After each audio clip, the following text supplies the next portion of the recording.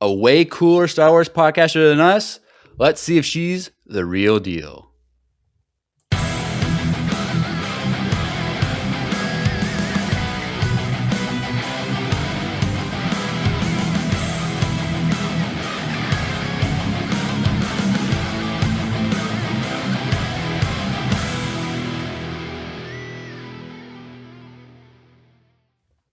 Hey everyone, welcome back to another interview-tastic episode of Empire Radio. I'm Jeremiah. I'm Drew. I'm Marina. And we are back with Imperial interviews. And if you were with us, what was it, like 2 months ago or whenever it was, Marina was on for our International Women's Day special. And that was so fun. And we had to have her back again for an interview. And hopefully we'll have her on more in the future too. That'll be a lot of fun. But yeah, so welcome, Marina. You've been a Thank you. fan of us for quite a while, and we've wanted you on before, and now we got you. So we're excited. So if you don't know who Marina is, go check out The Village Jedi on Instagram, YouTube, Spotify, all that stuff. Maybe you should promote yourself rather than me, but No, you're doing great. Keep going, bro. Yep. What else good things can you say about me? Yeah, so she's very, very active on like Instagram and doing a lot of cool posts. So if you want some fun, lighthearted Star Wars content, follow her on Instagram. It's a lot of fun. I enjoy her posts. But yes, so I don't think there's really much news or any announcements or anything other than, was it next week, the Mandalorian and Grogu movie is coming out. Ooh. So Drew and I are going on the 21st opening night. So I'm excited for that. And I posted. Are you going to go again? Well, I'm trying to figure that out. But I will be on, see the movie twice before we record our review. But speaking of reviews, I announced this in the Discord, but we're offering people who want to do micro fan reviews with us. I would do like a 15, 20 minute mini review with you that we would record, and it would be a YouTube exclusive. And so I got some people in the Discord that, messaged me and said they want to do it. So, but if any of you are listening, you can send us an email, our empireradiofans@gmail.com. And you can, if you are interested, you have a decent mic and you're okay with being on YouTube, we'll probably like do a max of like 10 people. And I think we got like 4 people right now. So first come, first serve. And if you are under the age of 18, your parents need to email us giving us permission. So spoiler alert, Yarechi's parents gave permission. So she's going to be doing a fun micro Mando review in the future. But yeah, so if anyone wants to do that, we'd love to do that. Maybe like 10 of them would be pretty cool. And that would take place like a week after the movie comes out or something. We'll see. We got to figure it out. But That's a great idea. I think that's something I've always appreciated about Empire Radio as a whole is you guys are just so involved with your fans. Your Discord is very active and you guys want to get everyone involved. So if you're thinking about doing that, if you're listening, you guys should, because it's fun to be a part of this show. You guys do a great job with that. Oh, thanks. We try. Yarechi says in the chat, they pushed back the release of Ahsoka Season 2, if you haven't heard. Huh? Yeah. 2027. Is that like official or is that just a rumor? I think it's official. I saw that today too. Who posted that though? Did Star Wars post that or what? I don't know who officially posted it, but I've seen it floating around enough. I need a link. Like, your Etsy, send me a link. Yeah, what are they called? Like certified accounts, official accounts. Like enough of them have posted it that I believe it. Yeah, Rich, you post a link to an article in the Ahsoka tab in Discord. You're gonna pull it up or what? No, not right now. I want to know. But I'm scared.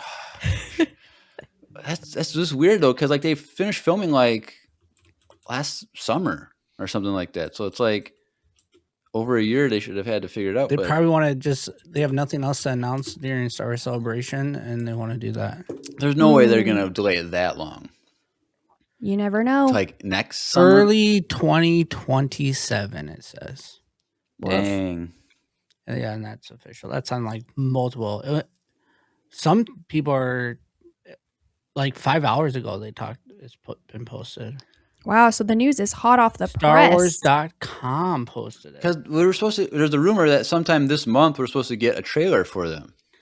Season 2 is released. Not anymore. Not anymore. Early next year. Ay, ay, ay. Well, okay, Yeah, we're not here for posted today. speculation. We got more important. Is that what do you mean speculation? This is hot This news, is Jeremiah. StarWars.com. This is journalism. Boots on the ground. I'm not prepared to have. I'm not emotionally prepared for this. You don't want conversation. You don't want me to read this article and get stressed out. Okay. No, I don't. We're good. Well, that's depressing. All right. Well, we're gonna jump into. We need to cheer up. Yeah. Let's talk about some good stuff here. So, all right. As always, our first opening question to our interviewees is, what is your Star Wars story, or how did you become a Star Wars fan? Marina, take it away. So mine is kind of lame to start, I will admit. My dad had the original trilogy and then later the prequels on VHS. I was born in 1999, so the same month actually that the Phantom Menace came out. So I just kind of had them on VHS around the house, but I didn't like seek them out. My dad would just kind of play them. After he got bored hearing The Little Mermaid over and over again, he'd like pop one of those in. Smart guy. Yeah. And then we didn't really watch a lot of Star Wars while I was growing up, but I got back into it when the Clone Wars dropped on Netflix. That was when I was like finishing up middle school, starting high school. And so I binged all the seasons. And after that, I just was hooked. So I was super stoked when Disney Plus was coming out because I knew that Disney had bought Star Wars, so we were going to get all the movies in one place. I wasn't going to have to like buy them or anything like that. I could just have them all in one spot. And then it was cool because I got to see all the sequels in theaters. That was my first experience seeing Star Wars movies in theaters. So I saw Rogue One also, but I don't think I like really got into it until high school. So only within the last like 10 years have I been diehard into it. But Fun. yeah. And your husband, he's also a Star Wars fan. Was that like, he is. Was there bonding over Star Wars that made the love come together, So, or no? We went to high school together and we didn't really talk a lot because I was, antisocial. I didn't really want to talk to him. And so we didn't start like getting together and hanging out until after high school.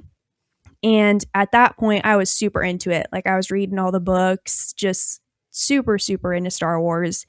And so I basically told him, like, this is kind of a requirement for someone I'm going to spend forever with. Like, if you're not into Star Wars, I don't know how this is going to work. So he was like, okay, fair. So he started binging the Clone Wars. And I got to be with him when he watched a lot of the arcs for the first time. And that was cool. Like I was with him when he watched Fives die and like the Siege of Mandalore. He watched Rebels. We watched that together. So then over time, it's become something that we both love. But I definitely was the master Padawan situation. Like, let me show you the way. And yeah, now we both love it. I think I love it a little more than him because I'm willing to put myself on the internet and talk about it. Right. And he supports me, but it's been fun, something we get to have together. Awesome. That's cool. I did not have that requirement. I gotta drop the ball on that one. Yep. She doesn't. Your Jeremiah's wife doesn't. Still waiting. Your wife doesn't care. Like she'll like watch stuff, but she's like she'll watch it, but you have it's to not explain like, everything. Yeah. But it's like when we watched episode 5 together and we left or 8 in the theater and we walked down. She's like, "Wait, did you like that?" I was like, "I don't know," because she already didn't like it. So like I was like, "Oh, I don't know." And no, I don't. All right, fun. Well, after that, now we got all of our top 2s that we do a whole giant list of them. So Drew, what is the first top 2 that we were going to discuss tonight? All right. The first top 2 is your top 2 starships. Okie dokie. And just as a little asterisk, we had to edit that to starships, right? Because we used to put just ships, and people thought we were talking about People would have relationships. a So couple set up. Which and, I could do top 2 relationships also. Just and that throwing is that out always the there answer. for the next Imperial interviewee. Like, okay, but We always say we starships, should do both, but we never do it. right? But yeah, starship, the flying kind, the flying kind, they and fly not the now. Leia flying kind, like the flying Yep. kind. So start with your number 2, and then do your number 1. So my number 2 is probably Slave One. I think the seismic charge sound is iconic. I really do like that ship, and I think when we see it in like the Book of Boba, and we see it in the prequels, like the way that it lands and the way it takes off, the way it kind of rotates and flies around. I don't know. I just think it looks cool, and so it was cool in the Book of Boba getting to see what the inside looked like a little bit more. Mostly it's my number 2 because it's just cool. Like there's no other sound like that in Star Wars, and I think it's also the lore is cool that Disney bought Star Wars and was like, it's not politically correct to call it Slave One, so we're calling it Boba's Starship and or Jango Fett's Starship or whatever they renamed it. And so I think that's also what makes it cool is it's a little edgy. The Slave One, like, Right. What is the real name of So it now? so for a while that was the placeholder was Boba's Boba Starship or Jango Starship. And then officially they changed it to the Fire Spray. Just Ew. stupid. It's like worse. Yeah, it's somehow. gross. ugh, It's just a dude, stupid- Slave One's iconic. Yeah, it's Slave One forever. So Yeah. I was happy when you said it like that. I was like, oh, okay. Yeah, I'm like, She I actually gets like it. Fire She Spray. gets it. That's fine. Yeah, if you would have said Fire Spray, I would be like, what is that? Because that's my Gross. favorite ship. yeah, hands yeah. down. I have a That's- model that's of yeah. it. Oh, It's, like, sweet. my favorite thing. Yeah, so that's my number 2, and then my number 1, I have a model of it is the Ghost, The Ghost. and I like that it has the Phantom attached to it. Mhm. So I've got that set, and I put it as my number 1 because we see it a lot in Rebels, and so I just like that it's basically like a flying apartment building. Like everyone has kind of customized their own room, and it Right. really adds to the like found family trope of that show that makes it so lovable. Like whenever we're on the ship in the show, you feel like you're part of the family, you're part of the ship. It's like those memes where it shows like a place in fiction and you're like, I've never been, but I would know my way around. Like that's how I feel about the Ghost. Like I've never been on board, but I would know my way around if I ever got to Yeah. step foot on that ship. So that's my number 1. I really love that one. Fun. Will in the Yeah. chat says, Marina, why did you copy my Galaxy's Edge droid? So now you got to explain that that's not your droid. Dude, yeah, this is not my droid. This is actually my friend's. He is across the state for a few months, so he told me I could take care of him for a little bit. So he named him SP1KE. So this is Spike, and he, That's a you cool know, name. My name is probably so lame. I don't even know what it is. Like Spike is dope. yeah, he's pretty creative. So he was like, hey, if you could take care of this for me so he doesn't have to sit in an attic for a while because he had to pack up his apartment. And I'm like, yeah, I could set him on my set. I'm redesigning my set. He's like, yeah, that'd be awesome. So I'm just taking care of him for a while. It's been fun, like cruising him around. Yeah. So that's Spike. He's cool. Fun. All Yeah. right.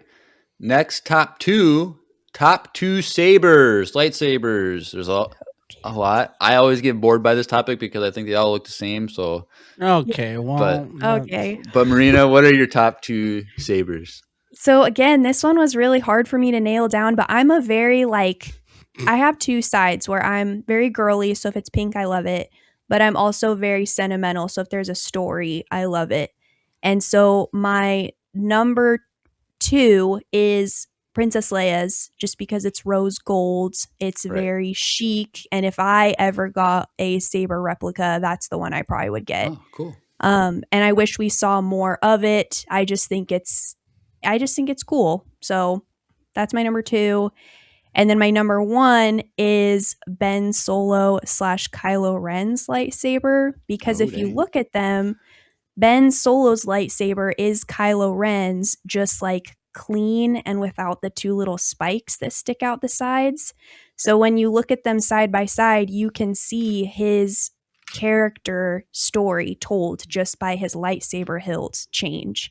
So it's the same hilt, but then when he turns to the dark side, he does a bunch of work to it and like adds some wires and it's distressed and burned. But if you put it next to his when he was Ben Solo, like it's clean, it's sleek, it's nice and shiny, and it's blue. So I don't know. I think that's my number one just because when you look at him side by side, it tells a cool story. So Oh dang! I don't think I've ever seen his Jedi saber. yeah, Oh, you should really? check it out. They It's sell pretty it at cool. Galaxy's Edge, actually. Yeah. But I don't. We definitely have never had anyone say Ben Solo's, or I think Leia's either. Yeah, I don't think. Yeah, so Yeah, so Leia's is rose gold. Yeah, I do like Leia's like. a is I remember pink. actually that really from the. Yeah. pretty. Yeah, I like how they Mm-hmm. did that. Night Wolf in the chat says, personally, my top two have to be Qui-Gon's and Count Dooku's. That Ooh, curved Dooku's is hilt is so cool. elegant, especially with his stance. Yeah, That's that true. is cool. I do like That's the a good answer. curved hilts just because it's so unique. But Yeah. Same with Ventress. Doesn't she have a curved hilt? yep, Yeah, And both of Ahsoka. hers. she has a little Yeah. like her live Her action newer ones are ones. slightly curved a little bit, but not too much. So At least Yeah. they're not as fat as the Galaxy's Edge curved Dude. ones that they. No kidding. Yeah. Those ones are horrible. Oh, cringe. Cringe. all right, fun. Drew, what's next? That's a good question. It's what is your top two favorite droids? And Spike can't be one because it's not canon. I'm sorry. But So my top two favorite droids, my number two is probably the little Lola droid that we see in Kenobi live action. yeah. It's Princess Leia's little droid. And I just think if I was in the Star Wars universe, that's the droid I would have just because she's cute. And she's like cows where she can like sit on your shoulder. She flies around, very compact, could fit in my satchel. So I like her. I like the Lola droid. I would love to see more of those. And then my number one is obviously B1 battle droids. Can never go wrong. Oh dang! I love a classic B1. I think they're just B1. I think the design is so cool, timeless, and like my Star Wars OC, because I'm that nerdy, does have like a B1 battle droid that she like fixed up, and it's her buddy. So, because I like them, I think they're cool. That's cool. Yeah. Interesting. So- I think I had B1s in like my top 5 droids. Oh, because really? of like how iconic they are and like how important they are to the Star Wars story. But for They look Number so one. cool when they're coming out of that ship. Yeah, Yeah. and the way they On like Naboo. fold up, Yeah, Like- they're like and they're little, hilarious. Like well, that's true. B1 And the Clone battle Wars are droid humor. hilarious. Yeah, that's fair. It's just so funny. Yeah, I love a good B1. Yep. All right. Fun. Next up, top 2 creatures in Star Wars. Okay, so this one was hard because obviously I started leaning toward like I like the porgs from the sequels. Oh, they're so cute. I think Wookiees are cool because they're they live on a forest planet. I like, but then I was thinking like I gotta go broader. Like I gotta go broader. Well, technically, Wookiees So- are an alien species, not a creature. So I guess that's true. That sounded I very always forget to derogatory. clarify that. That's not alien species. yeah, you do always forget that because That's some people true. are like That's Ewoks. true. I'm like, That's true. That's So my politically number incorrect. 2 is Loth Wolves. Okay. I think they're pretty cool. Like when They you are. rewatch Rebels and you see that they're kind of like a force creature, I think they're cool, and their design, and I like how huge they are. It's just a cool concept for an animal. So I think Loth Wolves is my number 2. And then my number 1 are the Purgle space whales. So Oh. another Ooh. Rebels creature. That scene in Ahsoka live action when she like connects with them and speaks through the Force to them, that is just so good. And you see the pod of them flying, like I don't know, it just makes me feel something. I do love the Purgle space whales. I Number still 1. really like from, I think it was Mando season 3 when Mando was going through hyperspace, and then you see like the silhouettes. Dude, them yeah, going. that was so cool. Yeah, that was That was like they're hinting at, they're pointing to something else. This is going to like Ahsoka, like they're gonna bring this up in Ahsoka or Yeah. something. I thought you were going to say you like the creature from Mando, the spider ones. That's what I thought you Oh, were going to no. say. Those are creepy. That whole episode is a skip for me. Yeah. Anytime me and my Yeah. dude, because my Ugh, wife's like so afraid of spiders too. rightfully so. Every time like we get in a little argument, I'll put on that What? episode. And No, then you're so mean. I get the room to myself. I'm Oh just saying. gosh. So guys, that's it out there. I should tell your Oh. husband that trick. That might Yeah. work. Oh, they're awful. I hate. Oh, when I'm they sure- start Good one. breaking out of the eggs, like, Oh, yeah, it's gross. I'm packing my Is bag. Grant gonna listen to this? Oh, probably. All right, Grant. Now you know Grant, how to there you go, bud. some I got Ariel you. advice from Drew. So Drew, you've That's been married good. for 10 years now. 11. 11. How long have you been married, Marina? 6 years. Okay. Jeez, whoa. Yeah. I know. Congrats. Dude, I would thought you were gonna not- spit. She- I thought I you were gonna almost choke. did. She's a lot older than she looks, Drew. Yeah, I'll be 29 in a couple days. Oh, wow. Or no, 27, No. 27. 27. 27. Okay. Wow. Whew. Almost gave myself a heart attack. 29. Hi. Fall out of my chair. All right. Fun. All right, Drew. What's up next? I don't know where we are. Okay, one second. Oh, got it. What is your top 2 musical themes / tracks? Okay, so I have 2 honorable mentions: the Mandalorian and Boba Fett theme music, that like tribal-esque. It just hits every time with the flutes and the chanting. Like, I do love those. But my number 2 is probably Padme's Ruminations, is what it's called. It's on the Revenge of the Sith soundtrack. And it's the music that you hear when her and Anakin are looking at each other from across the cityscape. Oh, yeah. And they both start crying. Dude, seeing that in live action, because we got to watch the Revenge of the Sith anniversary showing last year, seeing it in live action gives you chills. It gave me chills. So I think that's my number 2, just from the feeling alone. Like, so that's my number 2.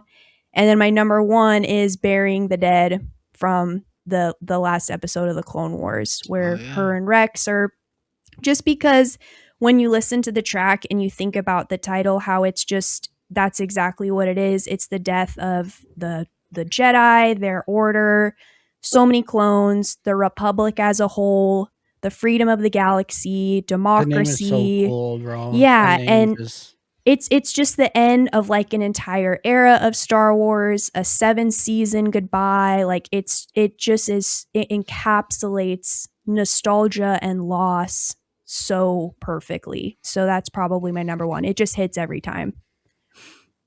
Fun. Yeah. All right. Next up, top 2 funny moments in Star Wars.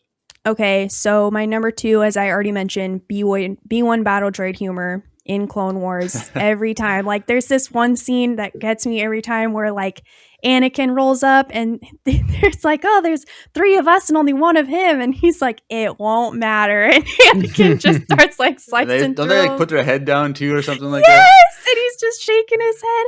And then like there's this other time where one of them's like, he watches his friend get killed. He's like, oh, I guess I'm commander now. And he's like all excited because he just got promoted because his buddy just died. So like, I just love the dry, like robotic.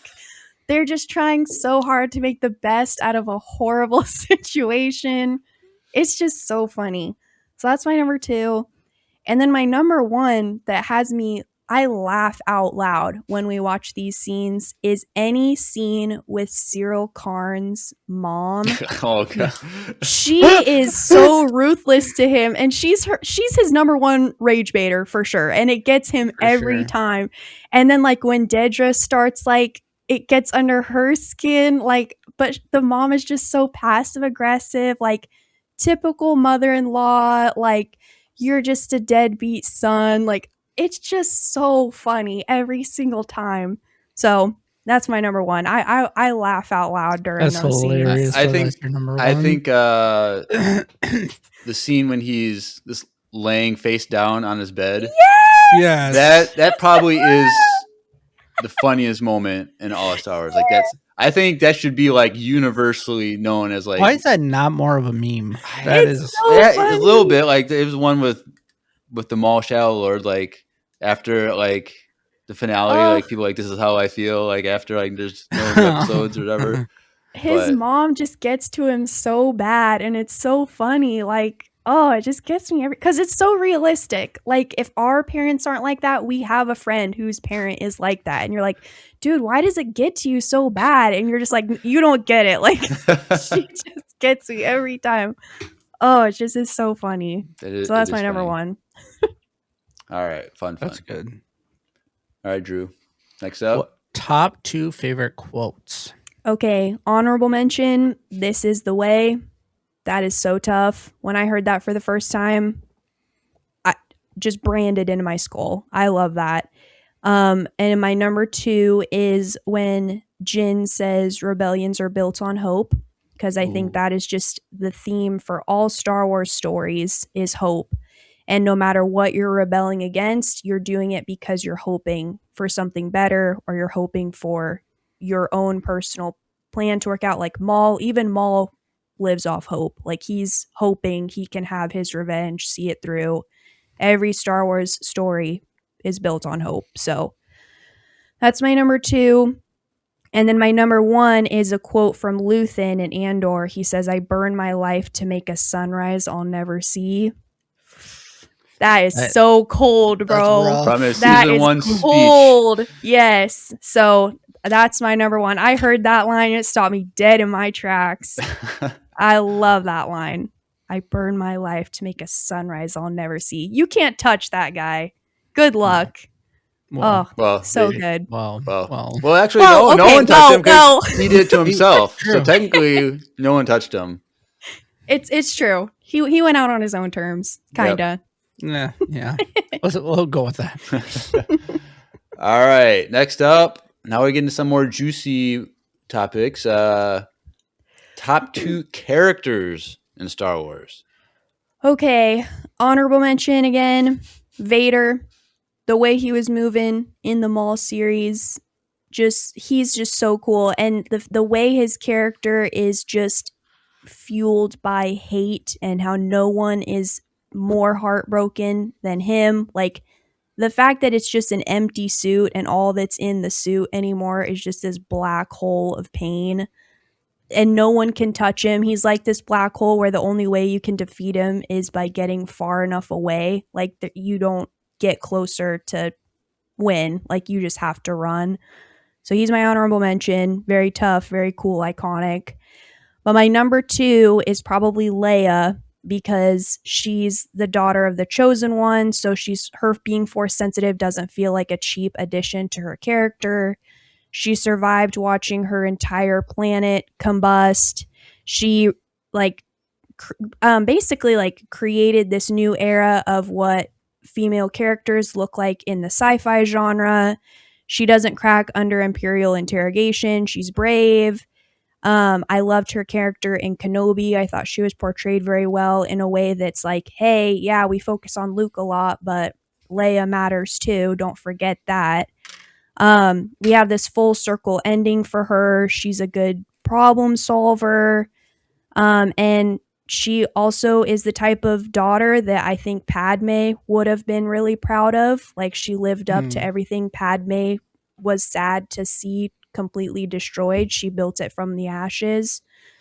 So I think by extension, I love Padme, but it is from Leia. Like, I don't think we would have Padme if we didn't have Carrie Fisher's portrayal of Leia. Like, Padme was a great character because we had that great performance by Carrie Fisher with Leia. So she's my number 2. And she looks good while doing everything she does. Her wardrobe, awesome, very iconic looks. And then for my number 1, I tried not to, but I just have to go with Ahsoka. Like, there's nothing about her character I don't like. And so as I was going through, I really did try to be intentional with everything I picked. And I could not come up with a single thing I don't like about her. But every other character that was competing for that number 1 spot, there was something that I was like, But she just hits every time. So I love Ahsoka. And I know you do too, Drew. So I feel like I'm in good company here. Yeah, she's my number 1. But I think, was Ahsoka like in all yours, and Andrew's top 5? Oh, 100%. I think so. She's like my number 3. Something like that. Top 3. I named my dog after Ahsoka. Yeah. So she's just so tough, and I think part of what makes her cool is everything that Anakin did for her. So I was thinking about that. I'm like, well, Anakin trained Ahsoka, and Anakin is also Leia's dad. Like, maybe Anakin's my favorite character. Like, without him, I wouldn't have these two strong women in my top two. So That's I don't true. know. I have this character complex in my head, but No, Ahsoka and Ahsoka's you Leia. can't go. I mean, you're right. It's like probably the most picked if you talk to like real Star Wars fans, not just people that I have would seen the say movies. like the younger the Star Wars fan, the more likely it's Ahsoka. But like if you like True. grew up with the original trilogy, it's always going to be people from the original trilogy. Right. But like I think people who like Drew and I were old, we're Yeah, mid she's. 30s, like. But like if you're like under 30 and like you kind of like were like the Clone Wars was part of like your childhood or teens or something, like she's higher up on people's list. But Yeah, I think mine was probably my top one was Boba Fett, Maul, Yeah. Thrawn, and then probably Ahsoka.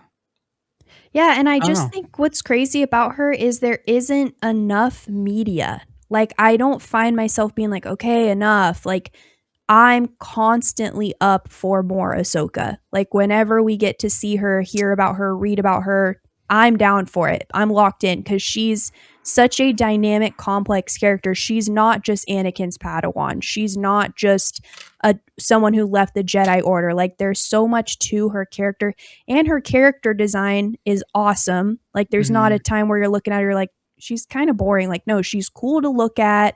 She's got an awesome Even live backstory. action, she was Live really action. cool to look at. Yes. So she's peak. She's elite. Agreed. Number Awesome. one. Yeah. Drew, what's up next? Character. Top 2 moments. Ooh. Okay. This one was a little harder because there's quite literally hundreds of years of Star Wars media. Like, we crossed the lines. So I was racking my brain, and the two I came up with, number 2 is probably when we meet and see Grogu for the first time. Oh, Oh, dang. Because wow. this episode came out November 12th, 2019, which was the same day that that Disney Plus launched. Yep. So this was our as an audience, our first impression of what Disney was going to do with Star Wars.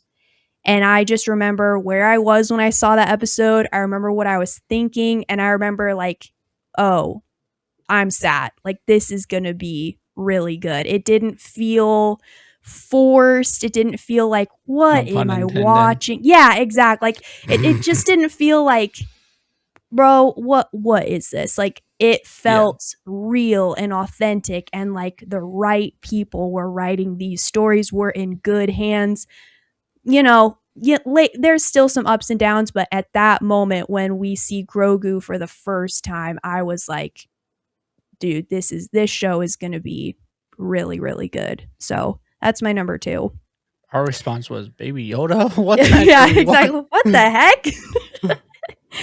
And then my number 1 is from Tales of the Jedi, when we find out that Ahsoka was being trained to survive Order 66. Oh, dang. Yeah. I would have to say just that whole episode where her being trained in general, like, you get to see her dynamic with Anakin, and it just makes so much sense why she's able to hold her own against Inquisitors, why she's just an elite swordsman. She can hold her own against droids, soldiers, stormtroopers. Like, seeing that episode, it just was the final piece of her puzzle for me. I remember, same thing. I remember where I was, the chills I got when I saw that, like when the doors slide open and you see, you know, all of them, and they're just lined up ready for her, and you know she's had all this training. Like, so good. So good. So that's probably my number 1 moment. It did so much for me as far as why I love her character,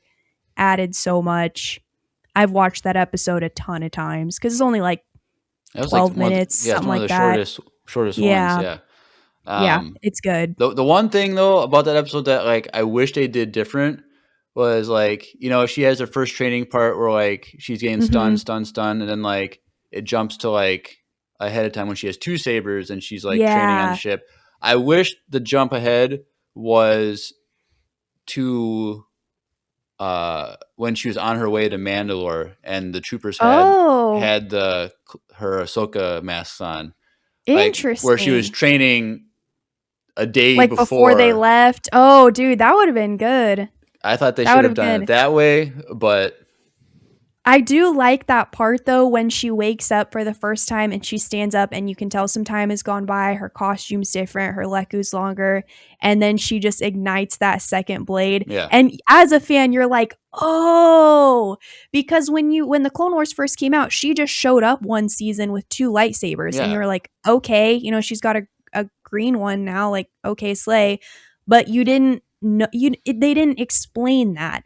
And so for that episode to explain, like, no, this was a strategic move on Anakin's part so that she could better defend Oh, herself in I combat. never really read it, interpreted it as that. That's what you think happened? Was it was I think so. I think Anakin was like, here, try this. Like maybe during one of the training sessions, he gave her his so she could try with two and it was more successful.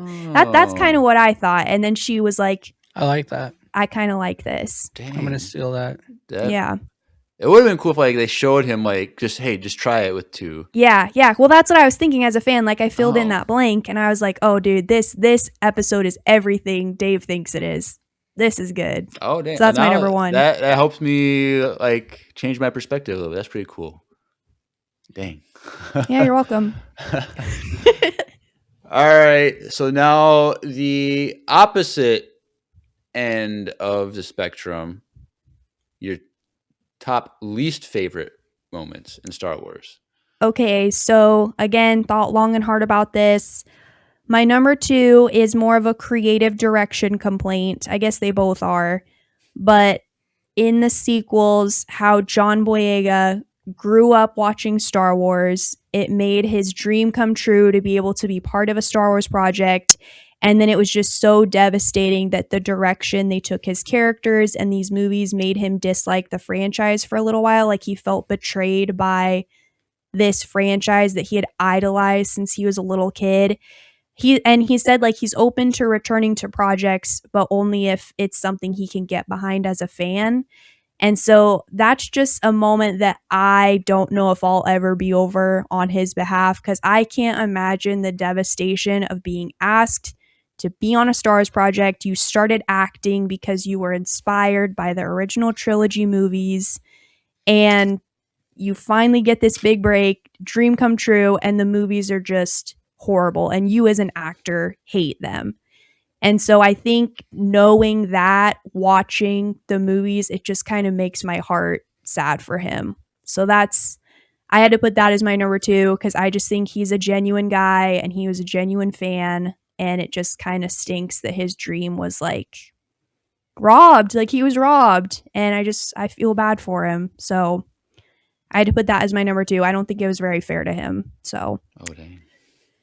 that's my number 2. All right. And then my number 1 has to be the overall, not really the overall, but more so just a couple of the issues I have with the production of the Book of Boba Fett, like with the car Okay, here we chase, go. some of the costumes, some of the dialogue, the aspects of his character, because I feel like fans, I didn't grow up on the OT as much as I wish I did, but when you first meet him in Empire Strikes Back, he's cool and then he's dead. And so I just felt bad for these fans who had been waiting so long to see this character brought back. They see him climb out of the Sarlacc pit, and then the rest of the show, it just kind of slowly goes down. And the episode that shines through the most from that entire show isn't even about him. It's like Mandalorian season 2.5. So I put that as my number 1 just because I feel bad for the fans who were like, so excited for this, and I do feel like it kind of fell a little bit. It fell short of the expectations for those fans who love him. So that's my number 1. Oh dang. Yeah. That's true. I hope that's not controversial. No, it's But not. that's I just feel bad for the fans. I feel bad for John Boyega. Like, I just feel bad. It's cool though that like those are your not like a certain scene that you hated or like Well, a yeah, I mean, certain we all thing. It's have like those. I tried to think out of the box, yeah, though. I'm like, you I did it in watch a it all, way I that read was a it lot all. different. Very Yeah, but much like, what are agree. some things I walk away and I'm like, that just kind of sucks, you know? But I mean, Mhm. duh, we all have scenes, we all have dialogue that we're like, that's cringe. I don't like that. Skip. But what are things that as a fan you walk away and it kind of sticks with you where you're like, like The that kind Power of Rangers sucks. definitely do that. That's for Yeah. sure. Yeah. Yeah, the Book of Boba Fett was like, I wouldn't say it was bad. It was just kind of like boring most of the time. Like, Yeah, and there were some cool concepts that had such great potential, like everything he did with the sand people, sign Right. language, the Yeah. score. Yeah. That stuff was cool. And the Sand People whole part is really sweet. Yeah. yeah, For episode me, 2 is it's when they really do that stuff. yeah. But like for me, it was like there's certain times where okay, you can take off your helmet, but like why are we doing it right now? All the time, Like yeah. all the time for like reasoning that like that doesn't make any sense. Like Yeah. also like when the huts came down on like that floating thing, that was so cool. Like that was scary thing. Like it was really sweet. And then like the last battle scene is epic. Like Yeah. super cool and fun. And then you have like I don't know. Like there's really good parts about Boba Fett that you can pull out, but then there's some parts that's just like one of my funniest things is to watch when you can see that it's him as an actor, and then you can see the stunt double. Yeah. 'Cause Yeah. they did not get a stunt double with the same kind of belly as him. Yeah. So that's what I mean is like it just kind of It's very sucks for obvious. these fans. Like I was rooting for you, you know? And so it just I think that's why it's so heartbreaking is the standard was so high. We'd been waiting so long. Some of these fans since like the 70s and now it's just Yeah. like this is what we got. This is all we got. And you're Well, like, I think everything "Oh." about Boba Fett too is like the fans loved him as a character because the mystery behind his character. That's a good point. And when the mystery was no longer a mystery, people are like, "What the heck?" Yeah. Yeah. Like- No, I agree. He's still my favorite character, but I I just kind of forget. Night Wolf in the chat says Fennec became more intimidating than Boba in that series. She was more intense. True. True. Ming-Na Wen slayed it. Uh, She slayed it. And she's awesome. Like she was in that show. She was in Agents of S.H.I.E.L.D. She voiced Mulan. Like she's done it all. yeah. So it's just a shame that she also carried a show that was like not even about her. Like, Right. Yeah. ugh. And she's old. Yeah. She's like 60 now or something like that. Yes. Mm-hmm. She was in her 60s when she was doing the Book of Boba. Yeah. She's a queen. And she's a beast. Mm-hmm. The one detail from the Book of Boba Fett that I don't know if most people notice, but like the end credit music, you know, it's like there's the chanting or whatever, Mm-hmm. and when you get to the finale, it actually has the lyrics of the chant is actually Boba Fett. Oh, they do. Mhm. So I'll if have to rewatch that. So it's interesting that like the chanting is just chanting in the first, there's 7 episodes, like first 6. And then the 7th one, the chanting turns to them chanting his name. That's good. I'll have to do that. It's pretty interesting. Sweet. Let's see, where are we at?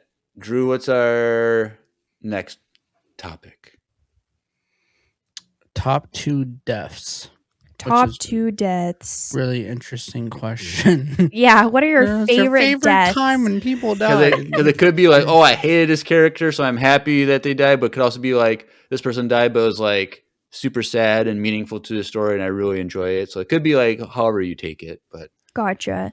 Well, I put my number 2 as Luthen. It is very devastating, but it was also impactful. Like when you watch it, it makes sense for his character. right. And he had just given so much to the rebellion, and so that's why it's so impactful. And he even says that, like I mentioned, like he's given everything for a cause that he's not even going to see the fruition of. And so he's just such a selfless character, and everything he did for Clea, like he just was such a great character that when he died, as a fan, I appreciated the sacrifice in the moment, but I also was like, oh, I hate to see you go. Like, we got so much gold from this actor, from this dialogue, from this character, that I had to put him in as my number 2 because it just was devastating as a fan. You're like, I get it, but also I wish we were going to spend more time with you because you're awesome. So that's my number 2. And then my number 1, it's probably pretty classic and typical, but I put Kanan and Jarrus. He, from my perspective and from a lot of fans' perspectives, saved the rebellion by thwarting Thrawn's TIE Defender project. And that's what makes his death even crazier, is it is really hard to thwart any of Thrawn's planning, and Kanan was able to do it.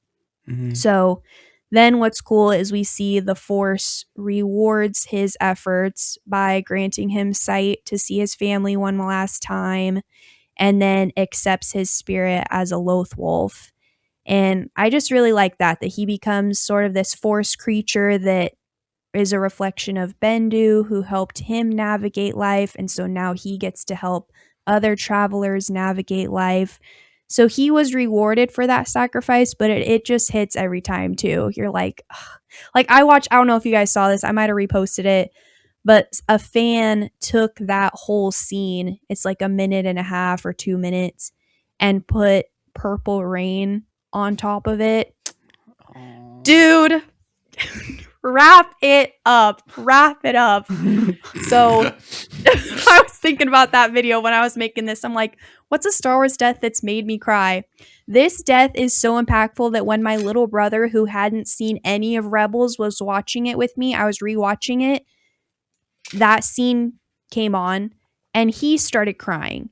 And he was like 16 at the time, and he hadn't seen any Star Wars, any of the show, nothing. And he started crying. And so I was like, this is crazy. This is just... So that's my number 1. It's just wild. It's a good song. Dude, you should look for that video. It just... and it came out after the Stranger Things finale, so all these Purple Rain edits were flying in, And so that was one that came across my desk, and I was like, wrap it up. I do not want to see this. So you're a Stranger Things fan? No. I mean, I was when the first season came out, but I just kind of have kept up with it here and there, but... Oh, so you never, watched everything? All the seasons? No, I watched the first season, and then after that, I just would keep up through, Instagram or friends that watched it. But when the finale came out, obviously, I know. I listened to your guys' breakdown, though. You should watch it, though. I should. Season 4 It's just so long. So have you watched the anime yet? I have not. I heard the only thing I forgot about it, and then something came out. I saw a post someone was they were just bored with it or something. I watched the first 2 episodes. I've been meaning to get back into it. How many episodes are there? 8 or something? And then how long are the episodes? I don't even... They're long. I think that's why I stopped watching it, because I was like, oh, I just don't have time for this. So the animation? The live action. Oh, no, I'm talking about the animation show that came out. But the issue, I think, Jeremiah, why it doesn't hit the same is because it's PG. Oh. So, these characters are young kids, and you're used to them, cussing and, saying naughty things. And it's PG, so they're not. So, their characters don't really feel the same. And I think what's really disappointing is that the real characters didn't voice act them. Right, they're different voice actors. Yeah. So they're different voice actors. Some of them sound the same, some of them don't even sound the same. Elle doesn't sound like Elle at all. Right. So it kind of as a Stranger Things fan, it kind of takes you out of it a little bit. But I do have to say, Miles loves it because it's a kid's show. Yeah. And he always wanted to watch Stranger Things, and he watched a clip of it, and he got so scared and he had nightmares for 2 days. So when he was able to watch this, he was like, oh, this is cool. I can actually watch it. And now McDonald's has Stranger Things toys. Oh, dang. Oh, so cute. he's pretty obsessed with it now. But I haven't actually sat down and like watch it. But Interesting. Yeah. All right, we can move on. All right, well, we're done with our top twos. So this next category, what is your Star Wars hot take? So some crazy opinion, controversial opinion that you have that people are going to get their pickaxes and chase you down the street. Like what is it? Okay, so I have a hot take, but I also have an honorable mention. Okay. So my honorable mention is Sabine should not be force sensitive or trained by Ahsoka because, and I think Ezra was nerfed really hardcore. Oh, he was nerfed, definitely. Yeah. But mostly the Sabine Ahsoka thing that felt very forced to me, and I would have been just fine. Exactly, I would have been just fine if they were like besties on the hunt for Ezra, and we're sharing a ship to conserve gas because gas prices are astronomical. Like, I would have been fine with that. I don't like that they're like, well, the only way it makes sense for them to be together is if Ahsoka trains Sabine. I'm like, pass. So that didn't work for me. But if it works for others, fine. It just doesn't work for me. So that's my honorable mention. But my number one Star Wars hot take is Bo-Katan should not have been given the dark saber again. I feel like she has had it multiple times and she's not political enough to be the leader of Mandalore. She's a loyal soldier, but it takes strategy and good people skills to actually be a leader, especially of a planet. And you need people to believe in more than just your bloodline. And I think the only thing she has going for her is her clan name. So okay, so I'm kind of confused. So you said for her not to get it again? Yeah. When's the second time? She got it because Sabine gave Rebels. It to her, right? Sabine gave it to her in Rebels. That's the first time. And then she lost it again because Din got it from Moff Gideon. Oh. And then he gave it back to her. And I was like, okay, nah, she already had her season chance. 3, that's what it was. Yeah, she ain't a leader. Like, let's let another clan try it. How about we let the clan of Din Djarin rule Mandalore with his wife Bo-Katan. That's what I think should have happened. Is that your number one ship right there? That's my number one ship. I'll just squeak that in there. I actually like that one. A lot of people are on that, but I like that one. Jeremiah does not like. He still wants him to live in the middle of the woods with that one girl. I know he wants Din to settle down, get away from the action. When you want the guy who says, "quote Weapons are my religion," to settle down in a grass weaving camp. So here's the thing, bro. Here's the thing. This is take this with a grain of salt. This is not about me. This is not about me. This is a lot of men want to come home to peace. Okay. Like that is Din is not a lot of men. He is. He's out there putting in work. He's going cast. He's going to war. It's like so many men, figuratively speaking. And they want to come home to a quiet home. That doesn't mean that it's like a stay-at-home mom situation or anything, but they just want to come home and have peace where they can like enjoy their time at home. So you're projecting. Bo-Katan is just way too much. I like her, dude. What'd you say? I like this. This is fun. I didn't hear what she said. I said, so you're projecting. Like I'm not projecting like what I want. I'm just saying. I'm just saying that, but that's true for a lot of men. Like I guarantee you that if you ask a lot of men, they don't want to come home and have to like work. Like they want to enjoy their house. But what I'm saying is Din isn't a lot of men. Din wants to wield the Darksaber with his little son. But he never wanted to wield it. Wife. He never wanted to wield it. Well, Katniss didn't want to go to the Hunger Games. Like, it's not about the hero that you want to be. It's the hero you have to become. So I'm just saying, at the end of season 3 of Mando, what does he do? He wraps it up. He packs it up. He wants to live the quiet life. Next week we're about to see how long that lasts. Yeah, that's what I'm saying. He straps on the boots and gets back to work because he's not for the retirement life. He played enough golf. I'm just saying I guarantee you, whether we see it in a movie or not, in the time from the end of season 3 to when we pick up with him in the movie, I guarantee he called that chick from the Sanctuary basket weaving thing. Bro, wrap it up. He's No. like, hey, girl, how's it called going? her. That girl doesn't even have any way to get a call. That girl doesn't have a phone. Hey, within Jaren, there's a way. There's a way. He'll make it This work. is the way.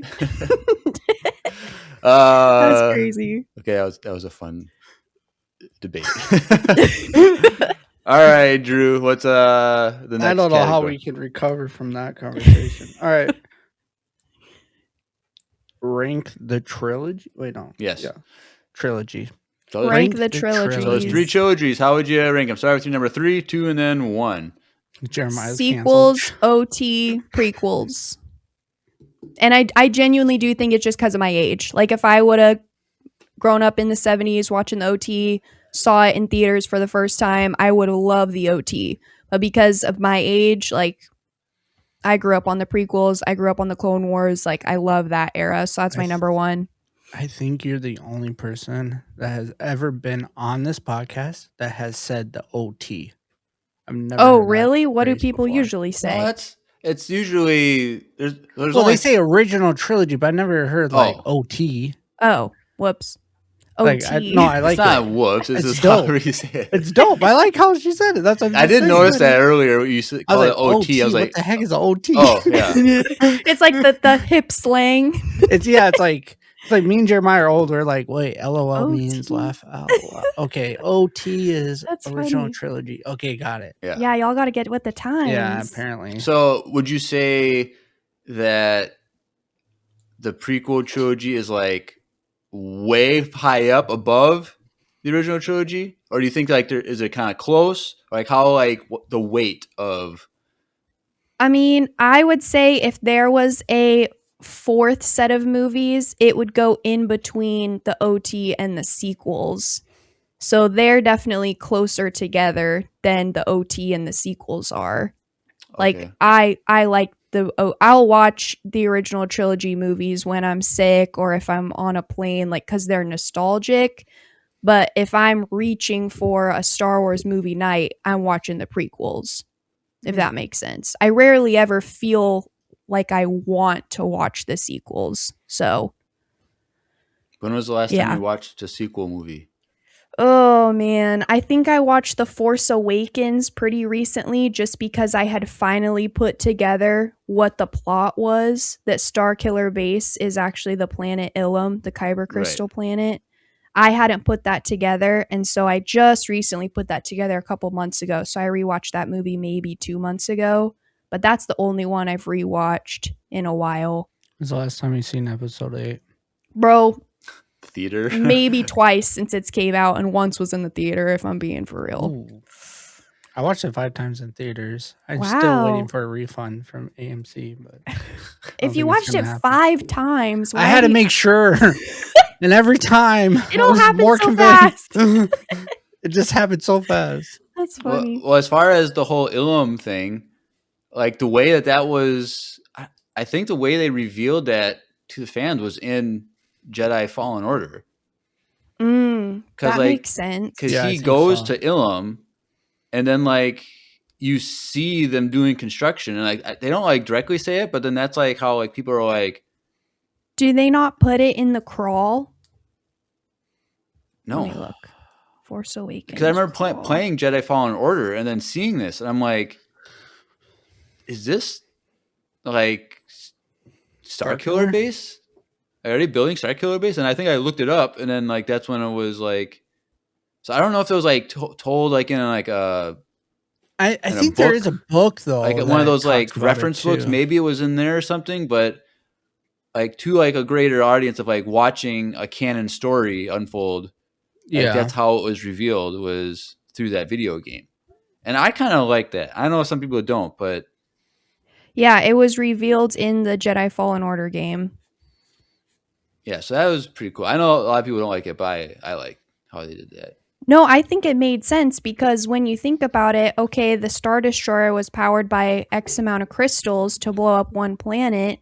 Well, what about a giant planet-sized crystal? Like, so it makes sense. And then, like, something else you want to get real nerdy is like the beam that explodes is red, and it's because whenever a red beam comes out of a crystal, it's because the crystal has been bled.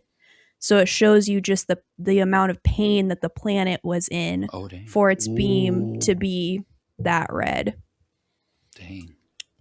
That's just a deep cut. Village Jedi. Y'all want to go over listen to my Kyber Crystal episode? I talk a lot about that. Okay. All right. Fun. Wait, I want to add something, Jeremiah. Oh. This is like on the spot. Oh boy, off the cuff. You said you read the books. Yes, sir. We read the books. Okay. What is your top 2 favorite canon book? Top 2 favorite I know canon this is like books? on the spot. Oh man. My number 2 favorite canon book is probably A New Dawn, that one that I told you guys to read for your next Valentine's, because it really does a good job exploring Kanan and Hera's relationship. One of the things I love most is Dave Filoni writes the foreword of that book, so he was involved in the plot of that book. And he has the author make Kanan fall in love with Hera by the sound of her voice. Spoilers. Yeah, Jeez, come down. I know. So like that for me just made his loss of eyesight even more like devastating, because Dave Filoni knew this guy's gonna lose his eyesight. So what's something I want him to fall in love with this girl for? And it's the sound of her voice. Okay, that's pretty dope. Yeah, so that's my number 2. And my number 1, Drew, Lost Stars. Oh, thank you. I love that book, bro. I love that book. I flew through that book. I think I read it in like a day and a half. I could not put it down. Yeah, it is so good. So What's good. your favorite part? I think I just really I don't know if I have a favorite part as much as I just love that you can follow along where you are. Like, okay, we're on Hoth. Okay, now we're on the Death Star. Oh crap, the Death Star blew up and I know people who died that didn't even deserve to die. Yeah. It just does such a good job. Cool. It just does such a good job making your rewatch of the OT like deeper and more substantial. And you're like, man, how? Like, how did they do this? I don't know. I just think it does a good job weaving through without making it feel weird. Like it's just very well done. And she also does like the Master and Apprentice book. Like Claudia Gray is just a great author. I trust her with Star Wars stories. And Delilah Dawson, that's probably my honorable mention, is Rise of the Red Blade. I love that book too. So those are my top 3 probably. Nightwolf, it was Lost Stars. That's the name of that. Which we broke down. Jeremiah was like, I don't want to do it for like I ever. know. I kept screaming at my phone, bro. I was like, dude, you guys have to read it. Like every time Drew mentions it, I'm like, he knows ball. Like that book is so good. I love that book. It's so good. I read it 12 times so far, and it's like every time you pick it up, it changes it. I know. I need to do a reread. I'm reading the Aftermath books right now, so I'm excited to make my way through those. But I have to reread Lost Stars as like a palate cleanser. Like what is peak? I got to read that. Did you read any of the High Republic books with us? I don't think so. I'm not drawn to the High Republic, and that's kind of what I've told other people I've talked to. Like, so I didn't really love the Acolyte. Like, I'm just not drawn to like High Republic stories. Did you listen to our breakdowns of them though? I kind of did, but like I said, I haven't read the books, so I would just kind of like I don't know what they're talking about. I think you'd enjoy them. I think you'd like them. Yeah, some of them. I might give them a go. What was that one? The fourth book, the Eye of Darkness, was that book my was favorite. so good. That's my favorite Star Wars book of all time. So how does it go? Like, what's the first one? Is it Light of the Jedi? Light of the Jedi. Okay. Claudia Gray does one of them, doesn't she? She does the 5th book.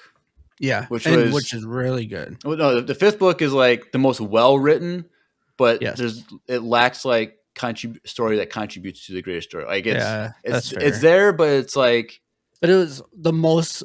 It was out of all those books, it was like that's all it was. But it was also very easy to follow along with because the second book was so confusing. There's a lot going on in the second book, but it's like their like 9/11 event.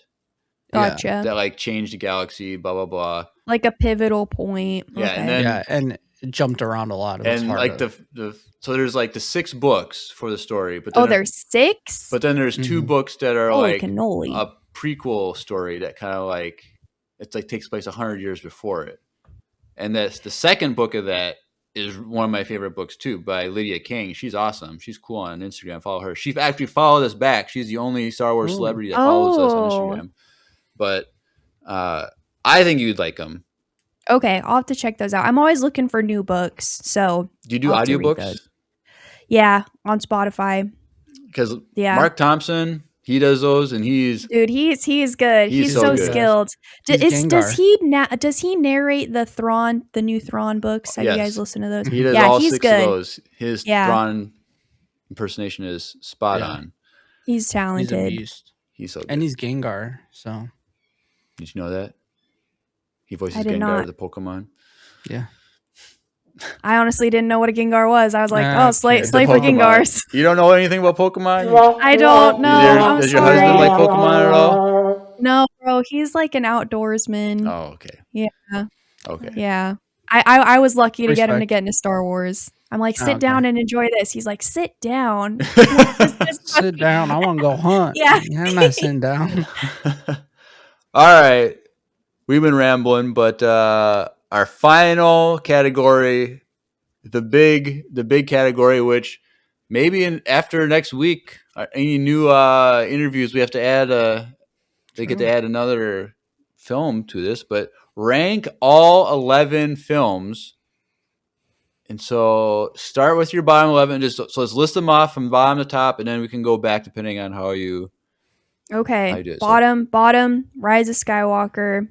I mean, I know that there's some great creative choices, but I never feel like I want to watch it. Like, that's what I ranked this on, is what do I feel like watching? Like, that tells me which ones I love the most, is which one, if I sit down and I've got a bowl of popcorn and I want to watch a Star Wars movie, which one do I feel like watching?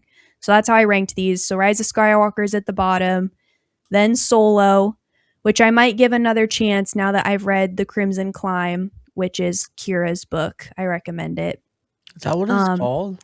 Crimson Climb, yeah. It's good. It's good. I recommend Weird it. title. Yeah. Well, because Crimson Dawn. So Yeah, it's I like, know, but yeah. the climb. I Yeah. get it. It's just Yeah. like kind of like a pun title. Yeah, it's kind of cheesy. And then after Solo, I put Return of the Jedi. I know. That's just my least favorite one out of the OT.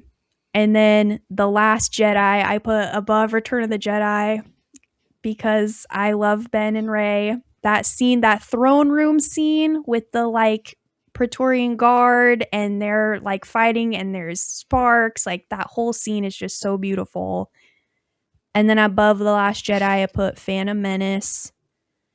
Above Phantom Menace is Force Awakens, because that was my first experience in the movie theater with Star Wars, and I just loved it.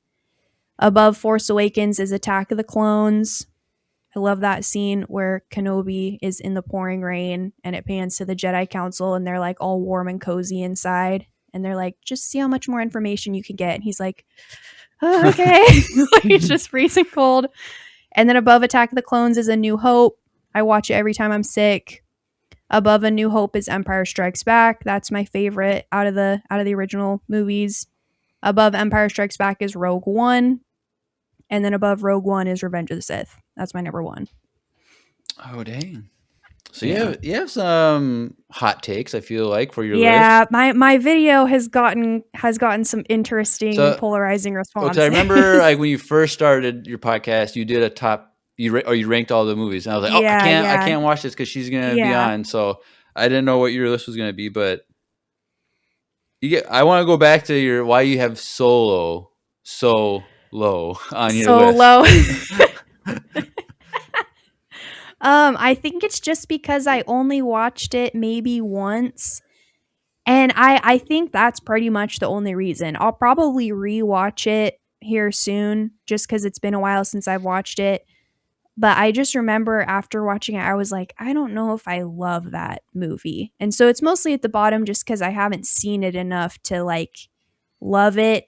And something I said on another video I posted is like the bummer part about ranking Star Wars movies is someone has to be number 9, someone has to be number 10. Like, you can't have everybody in the top Right. 3.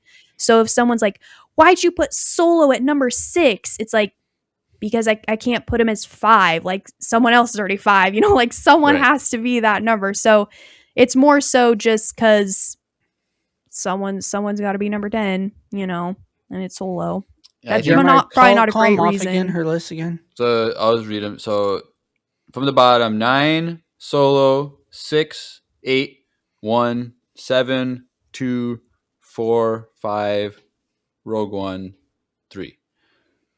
So, What's your other hot take, Jeremiah? Because, Mhm. or you want me to say it? Oh no! well, one, Why is 8 so high? That's what I No, want. not Why that. is 8 so No, high? I would say why is 6 Solo? Usually, no. Well, Now it's same on. question. It's low on my list because Yeah, that's just me. But like most people tend to have the original trilogy mid to upper half of the thing. So it's like that might be like of our interviewees, like the lowest for like an original trilogy movie. yeah.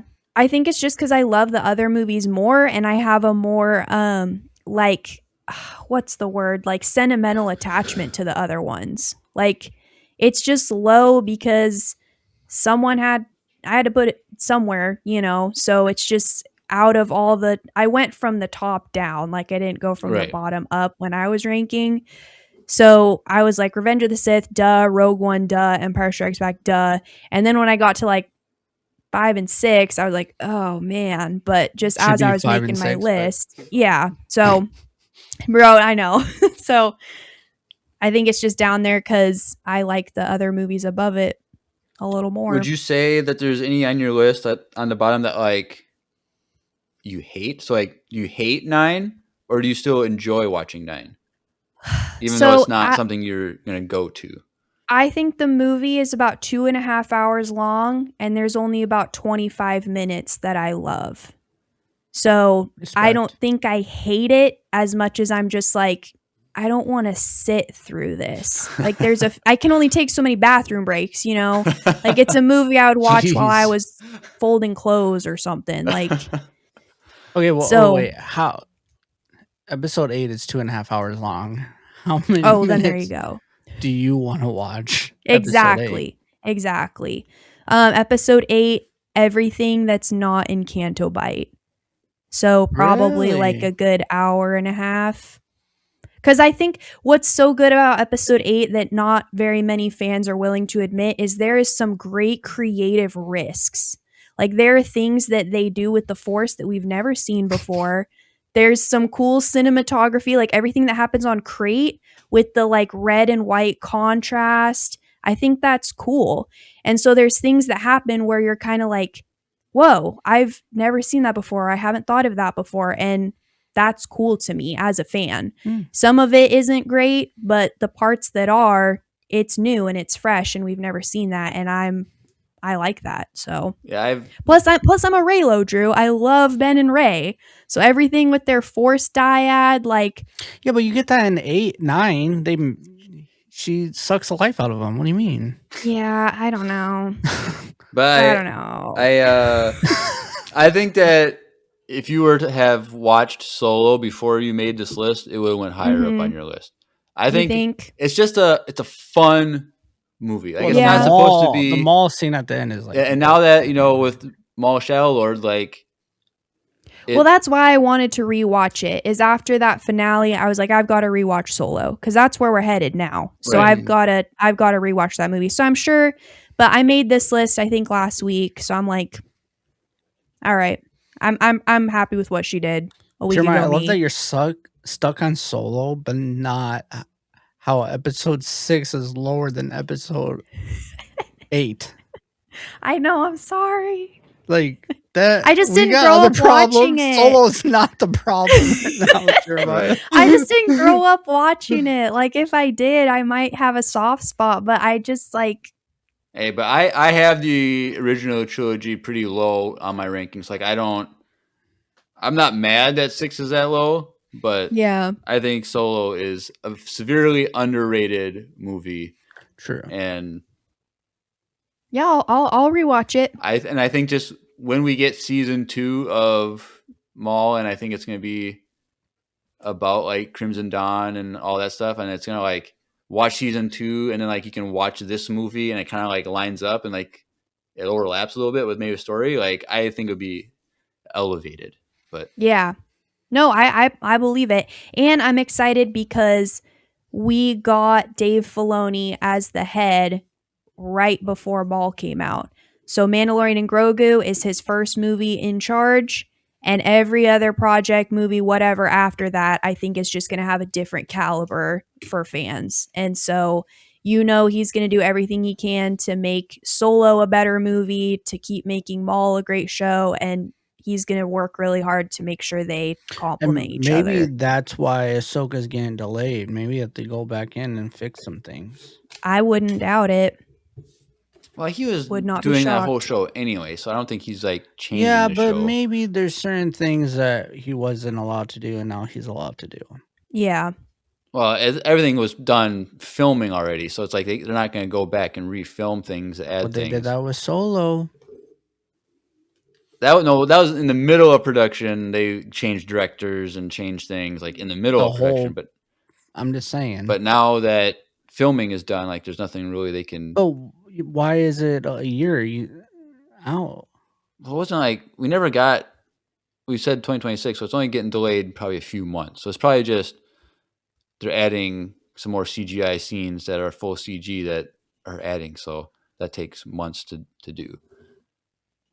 Or they're like Guess we'll never taking know. like obviously whether it's movies or shows, like they have like they film scenes that end up getting deleted and they're not used. Maybe they're deciding to like put certain scenes in that they weren't originally going to put, so now they have to like Re-edit certain re-edit things. things, and like if it's a lot of like a CGI filled scene, they got to like go back and do production on CGI stuff. So I'm not worried about like when things are delayed, just because it's No, I'm means not it's- worried about it being delayed. I'm just kind of bummed. it's kind of like Grand Theft Auto 6. Like they delayed it Okay, well that a one's year. just like, what are we doing? I think that's going to be good, but it's 11 years out. that game is going to be probably the greatest video game. It needs to be though, and if it's not, it's sad But- because I've been married longer than it's been announced. It's not going to be as good as Battlefront 3, let me tell you guys. That's never going to That's come out. never happening. Come on. They'll do And another it- Battlefront eventually, but Hopefully not with EA. I don't. That's I don't a know. different topic for a different That's day. but all right. Well, that's the interview portion. Thank you, Marina. You have had a lot of great insight and elaboration on things. So thank you for all those Good. answers. You're But welcome. enough of that. It's time for everyone's favorite time of every episode, voicemail time.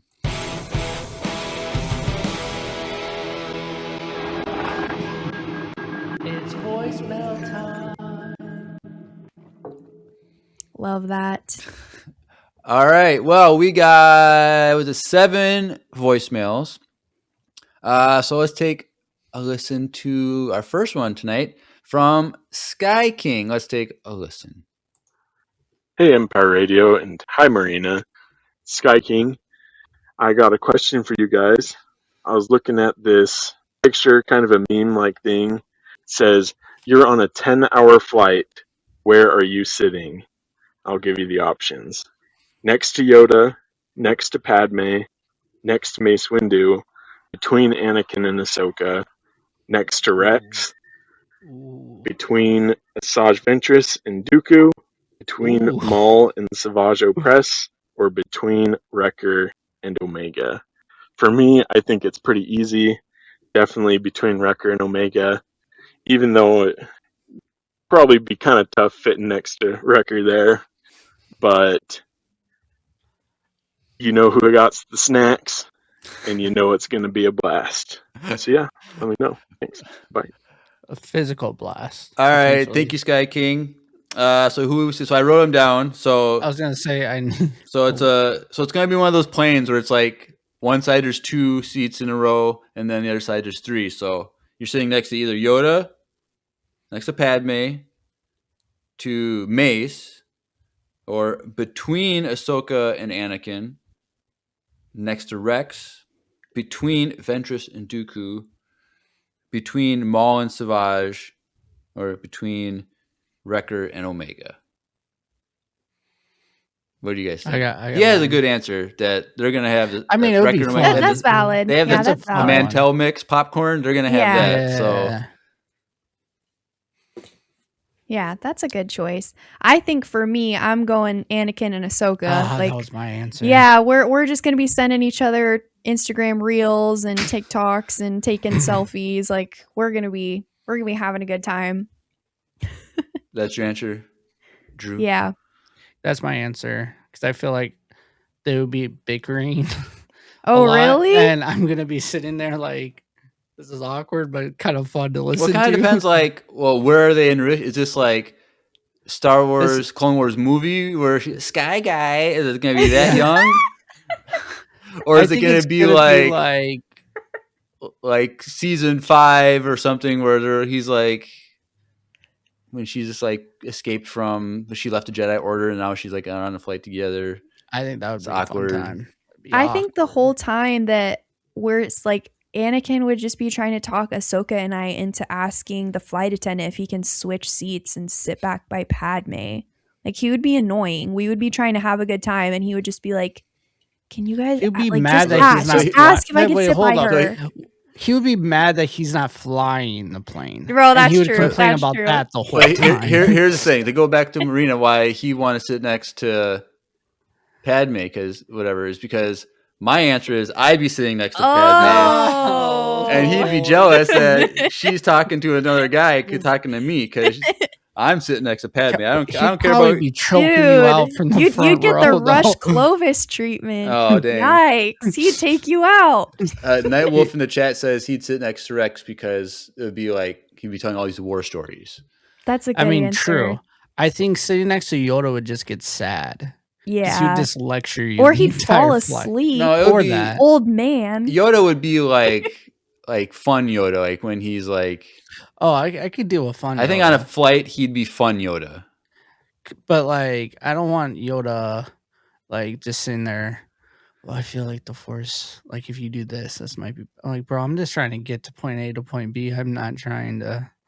But yeah, But I think Anakin will be like complaining the entire time that he's not flying this thing, and he doesn't know why we're going this route. And then Ahsoka would be like trying to calm him down. Yes. And then I'd just sitting there like, this is kind of awkward but hilarious. What will be funny is if because if Wrecker's in one, he's gonna be barely able to fit in his seat. I just want to know who's sitting in front of him that he's gonna be kicking the seat and knocking the seat. Like, is it gonna be he's all hunched in. Maul or Savage or Ventress and Dooku? I think Maul and Savage in front of them would be hilarious. I think it would be because Mace is on here, so I think Mace would be in front of Wrecker, and Wrecker would be and Mace is gonna want to be angry, but he's like, I'm on the Jedi Council, I gotta keep my calm. And Yoda's in the back, snickering, this is funny,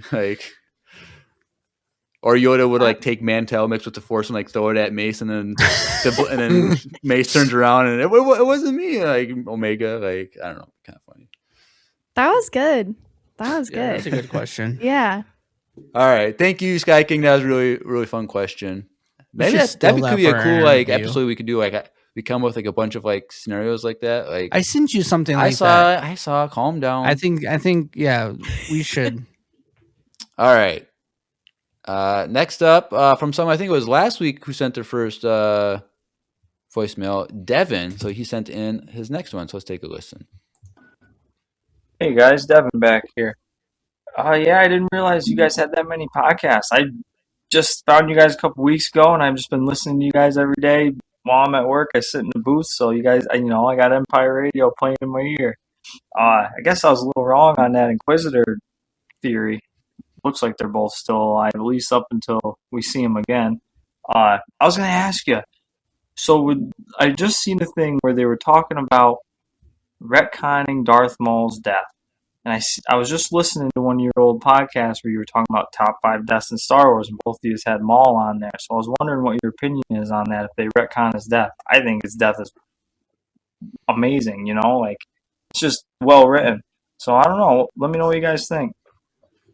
All right, thank you, Is Devin. that a real thing?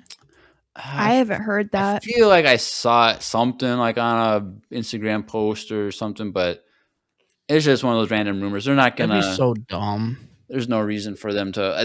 That would be harder to retcon that than him getting cut in half and then bringing him back. Like, I think that would be harder to retcon than episode 8 and 9 and 7.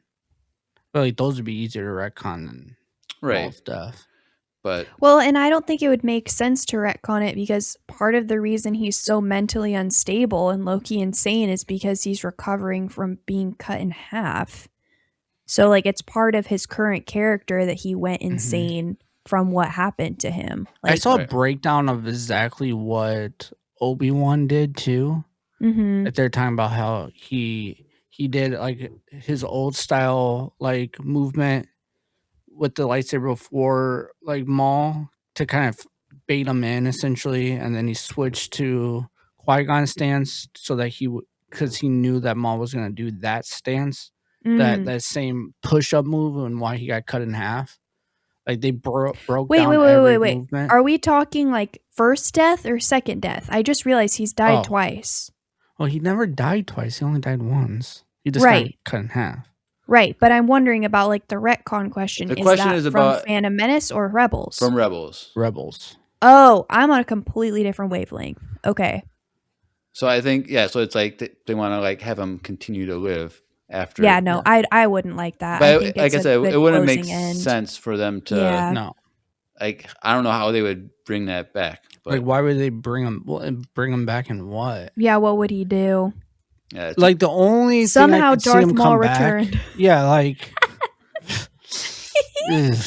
The only thing I could see how he could potentially come back is if the witches that are with Thrawn come and then like revive him or something. yeah, Like they could do that. they could, but I don't think they could. But then that would be in an anime. They would have to do that live action probably, and that would not. Probably, Well, we are going to get a ton of resurrected witches in Ahsoka season 2. yeah. So like, they do that, but that's not the same. But those witches are from a completely different galaxy. They don't know anything about Maul and being on Dathomir. So They might know the lore though. I don't know, unless Mother Talzin somehow communicated with. Through the We don't magic. know. We don't know how all that witch stuff. We don't know how magic works. Yeah. But it's gonna be crazy seeing all those thousands of witches though resurrected. Like, I think a lot of people think that scene when they see all those coffins that they think that it's stormtroopers that died that were on the Chimera or whatever. But no, those are witches that were their catacombs were excavated and all their tombs were brought onto the. Dude, I need to rewatch Ahsoka. Yeah, I need to watch. I've been wanting to rewatch Mando season 3 before the movie comes out, but we're reading that book for next week, our review. So it's Oh. like I've been reading that. And I was like, I rewatched all of it like 2 months ago. Well. From the start to the beginning with Miles. He Yeah, I'm gonna do that loves this week. The Mandalorian. It's like his favorite now. fun. But But yeah, he's kind of like you. He thinks Grogu's kind of annoying. he is. Oh. I'm over him. Some people are saying that this movie Kills him off. not come about like they go their separate ways. That Grogu, Oh. which I don't Well, think that. no, they can already happen. did that and he came back. So I don't think I that's gonna think he's happen. gonna speak. He's gonna say his first word. Daddy. But, oh, God. That's what he's going to say. Daddy. That's all he's going to say. I don't think it would be that, but it should be Dad. Mando. Mando. No, he'll say this is the way, just like that. Or a way this is. He just instantly starts talking like Yoda. Maybe he'll call Bo-Katan mom. Oh, you wish. I do wish. You think we're going to get her in this? I don't think we're I don't gonna think get so. her. I think Katie Sackhoff said she's not in this movie, but Bo-Katan's story isn't over. Which could mean so many Well, if things. she's Like, saying comic that book she's- that comes out next She's probably week. in Ahsoka season 2. Possibly. And, Oh, that would make sense. you know, like the whole big theory that we have with the Thrawn movie is that Thrawn's going to come back. He's going to unify the New Republic, the Imperial remnants, the Mandalorians, the Chiss Ascendancy, the Witches of Dathomir, all to fight the Grisk. And if he's going to recruit the Mandalorians, then obviously Bo-Katan has to be there. So we'll see. You her kind of again. sound like that meme of that guy that's like looking at the graph and it's got all the red yarn like that. Yep. That's you. Like, and then we'll fight the Grisks. That has to be Like, that's what all the Thrawn movies are for. That's all his entire story. That's what he's hoping. This circle here. That has He's to happen. Begging for that. That's So so we'll see funny. her again live. And if Katie Sackhoff is saying that, then it's going to be her like involved in it. It's not going to be like a book or a comic or something. So, This is the way. So, all right. Thank you, Devin. Next up, we have 2 from Nightwolf, who has been in the chat tonight. So let's take a listen to number 1. What's up, Empire Radio? It's Night, aka Nightwolf from Discord. I know it's been a minute since I've really made an appearance or sent a voicemail. Life's been fun, but finally catching up from all Shadow Lord. And the day I'm recording this is be the day after my birthday, so what a way to celebrate it with that. But my question I have, well, more of a question, more sort of like a theory, is for whenever season 2 will come out.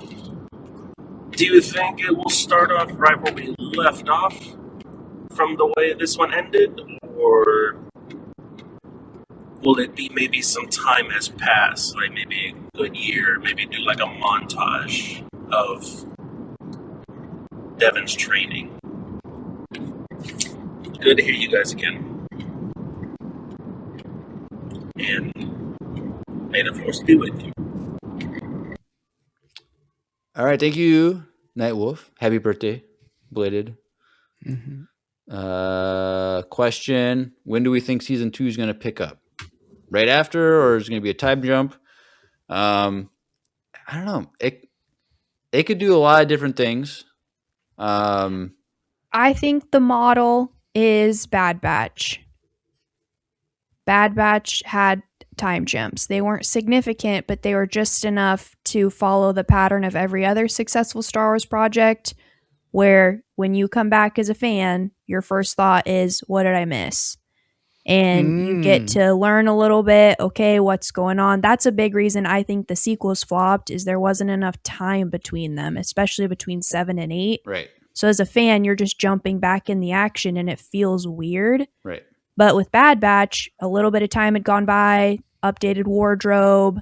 You get like little bits and pieces through the dialogue, the missions they've been on, the people they've been in contact with, and then the story progresses. So that's what I think. I think it'll be a time jump, but not so significant that it's like disorienting. Right. I think so too. I hope so. because my theory is that it's going to focus on the time during the Solo movie, so that would jump ahead like anywhere from like 6 to 10 years to cover like sometime around that, because I think Solo is like, I always forget, it's either 9 or 10 years after Episode 3, and so it's like I feel like there's going to be like that story would bookend. Season 2 would cover like before and after Solo somehow. So I feel like there's a time jump. How many seasons do you think there's going to be then? I think there's going to be 3. I think season 2 would be Crimson Dawn stuff around the time of the Solo movie, and then season 3 is going to be how and why he goes to Malachor for Rebels.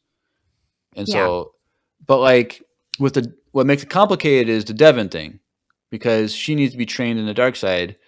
And so it's like having a time jump that's too big is like, well, we missed a lot of like. But I think like because it's montage of her training, but like you flashbacks. I don't want. You could do flashbacks, but like I don't want to see. Like I want to see Devin's struggle in learning how to use the dark side. I don't want it to be this easy jump where she just like, okay, because she's like, okay, I'm ready. And then it's easy for her. Like, I want her to have that internal struggle to continue. which would mean it would pick up more quickly right after season 1. But like we also, I feel like they could do opening scene season 2. They go to the Crimson Dawn base or whatever, and Maul just kills the leader there like he's supposed to, and then he just like, all right, I'm in charge, and then there's a time jump. But I don't think this is relevant in the slightest, but I was saying before we started, I posted a video about how I don't really like Han Solo. And one of the reasons was because I don't like the age gap between Leia and Han. And so when you said that, like, oh, this is when Solo takes place, that's right around the time live action Kenobi is taking place. yeah, So that version of Leia, that's how old Han is, and that just gave me a major ick. Okay. Han is like 20 years older, That gives 15, me 20 the years ick, older bro. than Leia. Okay, but what about the age difference between Padme and Anakin? I think she's 14 and he's almost 10. Yeah, he's 9 in episode 1. Yeah, so it's only 5 years. 5 years. But when they 9 met, and 14. it's kind of Yeah, but It's a she little wasn't iffy, but crushing it's on not- him though when they met. True. So that's fine. True. It's not until I don't know. It just feels different. You think that's as no, bad as I'm not saying 10 it's as and bad. almost no, 30? I'm not saying it's bad. because I think Han Dude, Solo. I did realize- not put that together till I you never said that, put though. that. I never 15 realized they were that far apart. but Well, especially like when you see Leia, like we've never seen her as a kid like that. So now that we see it, it's a little icky, yeah, yucky. because I always get Solo with my Star Wars math. The only thing I always get mixed up is Solo and the Kenobi series. One's 9 years after Episode 3, and one's 10 years. And I think Solo is 9, Kenobi is 10. Yeah, I trust your math. And so I just hadn't put it together, and that's so yeah, I don't so like that. I know that Han Solo is like 15, 20 years older than Leia. Which I mean, when they meet, they're both adults. It's totally consensual, except for that kiss in Episode 5, which I don't think is consensual. But That's fair. But that was also the 80s. But she also kissed her brother. Like we're not gonna. That's true. She's a little. She's not all there. But granted, she didn't know. I don't know. How did we get on this topic? I know. I'm sorry. I didn't mean. Yes, there should be a time jump between season 1 and season 2, and hopefully it's good. I'm thinking, Jeremiah, you're going to be disappointed. I think there's going to be a time jump. I don't think we're going to see any struggle that she's going to have. I think she's just going to be. Do you think she's gonna have tattoos? I think she's going to have. I hope she has I do too. tattoos. That'd be I do super too. cool. Tattoos. I feel like she's going to be enraged to the point where her skin is turning more red. Like it's Eyes? just going to be, probably yellow eyes. I don't know. That's the whole yellow eyes thing is hard. I think to. I mean, like Dooku didn't even have yellow eyes. But That's Dooku was true. masking a lot of his You rage. can't stop that though from happening. Ventress didn't either. Ventress didn't like. There's no explanation on the whole eye thing. That's true. But Well, he was having allergies, probably. like I saw like someone do like a The fan, flowers were blooming. yeah, like a fan art. Santa gets everywhere. You know? I saw a guy do like a fan like art of like what he thinks Devin will look like in season 2, and she's not gonna have tattoos, but she's gonna have like leather straps like woven around Oh. her Oh, that would be cool. her Leku. Lekus. which I think would be a cool like nod to Darth Talon, like to not have the tattoos, but to like have Like the black leather. Would be black cool. leather like woven around like kind of like a headdress type thing around her Leku. And That's true. I guess they don't have to give us Talon. I just want. hey, they're not gonna do make that. her Darth Talon. Like this, it's not gonna make any sense because there's no Why? because the only Sith are gonna be Anakin or Darth Vader and Palpatine. Like those are the only Sith. Like you can't have. Which What is would've why, been- my opinion, I think there's a little flaw because Yeah. I think Vader would have been more aggressive, especially Palpatine, because if there's a threat to the rule of 2, they should have been more aggressive towards Maul in the finale of Maul. Like Vader What should would have have just tried to kill him no matter what. He was. Because that's I a threat. But I was he? think Yeah. He was Yeah. definitely. He might have been toying with him at the beginning, but he was definitely trying to kill everyone. Yeah. I mean, yeah. But you don't think they would have been hunting? I mean, guess we'll find out. I think the real play to Darth Talon fans, instead of like full on sending it, just giving them a nod, would have been having Devin's last name be Talon. Ooh. That's what I would have Well, we done. don't Like know just her a last name. nod. No, we do. I think know her it's name. Azara. Yeah, it's something Devin like that. Azara. Dang it. But that's that what would I be would have really done as cool. a writer. Like, okay, we're not gonna call her Darth Talon, but just know, like, we see you. Like, Yeah. I mean, they kind of did that with the whole who she is, yeah, like her species, but that Or too. That could have been a nod in itself. I still Yeah, want I to know think it what Maul's was. real first name is. I think it's just Maul. No, I because mean, yeah, look at like the other Scorn, Icarus, Savage, Oppress. Like a Darth Maul. name is a given name, like Darth Vader, Darth Tyrannus, like Darth Sidious. Those are I guess that's true. I Darth feel like Maul. it wasn't like I don't know, David, you know, like I don't think it was chill. I think it was equally spiky. maybe Like, that's why he still goes by Maul, because his given name is someone that's like Francis or something like that. Sorry if we have any guys named Francis. We're not insulting your name. I'm saying It's you just wouldn't Jeffrey. Jeffrey so with a funny. G rather than a J. Yeah. He doesn't want to go by Jeffrey anymore. Jeffrey with a G. It's diabolical. Yeah. I feel like they're not going to give us that, and she's just going to be crazy because, Jeremiah, I think if people latch onto her character, they're going to fill in that gap, but they want to do it later on. Well, I think what Marina said, that they do it in flashback. So they jump ahead, and her internal struggle is Struggle her is gonna be reflecting on like flashback. remembering what Yeah. she was going through. They could do that. I think for Disney, money, well, if you want the whole story, here's a comic book series about her like stuff. I mean, we got that I leading know. up to this about Right. Maul, so But that it would was only when- make sense. That was when Kathleen Kennedy was writing those checks. I think I Dave think Filoni rolls a Disney- little different. I'm That's just hoping, me. but I think Disney still is Yeah. writing the checks. I don't Kathleen think- wrote possible. checks. Dave Filoni, he pays in cash. Oh, okay. That's cold. Just like Drew will know this reference, just like Randy Moss. Straight cash, homie. So dumb. All right. Thank you, Nightwolf. We'll move on to your second It's like, one. I'm like the only one that will ever know that reference. Yeah. Jeremiah, and all the listeners. that we Yeah. have. It's like that scene in The Office with Michael. He's like, oh, an inside joke. Love to be part of one someday. All right. Second from Nightwolf. Let's take a listen. Hey, Empire Radio, it's Night again. Another thought just came to my mind.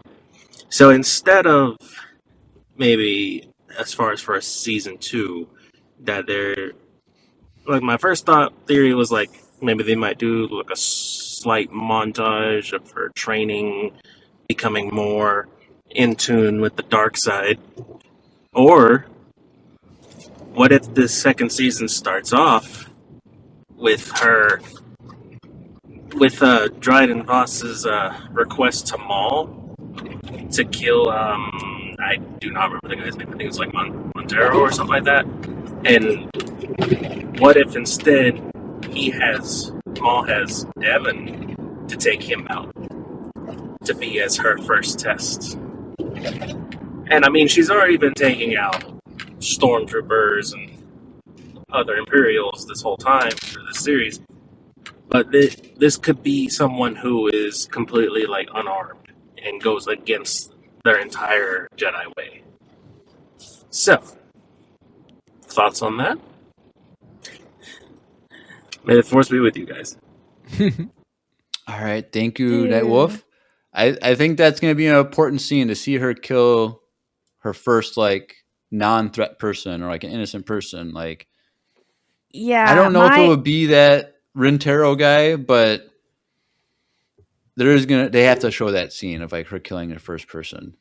Yeah, my word to you, bro, is check for a rat under your hat because you're cooking on that one. Like, that What is does that a mean? crazy like, Ratatouille reference. yeah, like Oh, I Ratatouille. get it. Grant and I say that. We say Okay, that. I'm like, if you just made that Check up for a at the rat top of under your your head, hat. like that would have been crazy. Yeah, we say that. Okay. So, like, Is that a I thing? mean, I kind of made it up. Like, I've never heard that. That is a well, it's crazy. a thing in our family. Me and I Grant. need to. So, I'm gonna. Can I steal dude, that? check That for a is- rat under your hat. You are cooking. that is. But He, no, wrote that he wrote in the chat. I got my little chef. yes, that's so good. Dude, I Yeah, like that. no, that I is like good. that. That's good. Get him in the writer's room. All right, that's all. I don't, we can't top that, Jeremiah. Yeah, Check I for think, rat under your like I said, I think that's going to be a good thing. Like when she has That's to kill funny. her first person, like how that's going to like play out. Like, is it going to be really early on, or is it going to take time where she's going to have to like build up to that? Is it going to be like Maul is going to frame an innocent person, but she thinks he's the bad guy or whatever, and so she kills him, and then he tells her or something just to like, I don't know. It'll be good though. And it'll be intense and probably not for kids. I'm sure. But it's none of Season that 1 is- set the tone. PG, moderate violence. Like it's not. Y'all As know long what as I mean, kids- as though. As long There as were they some don't intense swear, scenes. that's all that matters. I think. Right. Yeah. For some reason, you can cut people's heads off, and it's like meh, meh. Oh well. Oh well. They're just sleeping. Hopefully that answers your question, Nightwolf. Thank you for sending those, and you have, like you said in your first one, you haven't sent us anything for a while, so keep them coming. Like we'd love to hear from you more often. You just said that's literally me and my mom's favorite movie, Ratatouille. Oh dang! I love that There movie you go. too. We watch He's it a gonna- lot. He's gonna steal that quote from me as well. Dude, you should. Take it and run with it. Honestly, yeah, that could be a shirt. I'm pretty funny, bro. Not to toot my own horn, but I'm like- pretty funny. You see a picture of like Dave Filoni, like an animation picture of him, and under his cowboy hat is a rat. Like, Dude, bro, That's a And that's a he's shirt cooking. right bro, there. he's so He's cooking. funny. Or like, someone get ChatGPT Especially out he there works and for make that Disney happen. now. yeah, He works for Disney now, dude. Remy. They need to. I've been saying this. They need to make a Star Wars Pixar movie. Anyone can cook. Just make a Pixar movie that's a Star Wars movie. Like, just do it. Like, I don't understand why they're not doing that. It'd be such an easy. The same company owns them. Just do it. But whatever. If anyone's listening, they want to make that a shirt and let us. I'd sell buy it. Send me the link at the Village Jedi. All right. Thank you, Nightwolf. All right. Our last three are from our good friend Yaretsi. So let's take listen to number one. Hey Empire Radio, it's Yanetsi. And hi Marina! Oh my gosh, I'm so happy that you're back on the podcast. I've been loving your podcast so far. All your takes, everything that's been happening. You really have a lot of enthusiasm about Star Wars. I love it so much. And yeah, that's it. I just wanted to call in and say that I love the Village Jedi podcast. And yeah, bye. All right. Thank you, Yaretsi. Thank you. That is so sweet. Wow. I appreciate that. She does. She hypes me up on my videos, guys. She's a great fan. I'm glad she loves Empire Radio. I'm glad she loves the Village Jedi. I'm glad you love Star Wars, Yaretsi. Yeah, You are a shining light in the fandom, girl. Yeah. Yaretsi, when are you going to start your own podcast? Come on. Yeah, Like, girl. Come on. Not all of our fans have to become their own, and then like we're expanding the empire, Drew. We got to reach out. Yeah, you guys are influencers. Yeah. one. I like calling myself an podcast. internationally known influencer. That's one of my things I like to call myself because I am internationally known and I do influence people. So, That's pretty good. all right. Well, let's listen to number two from Yaretsi.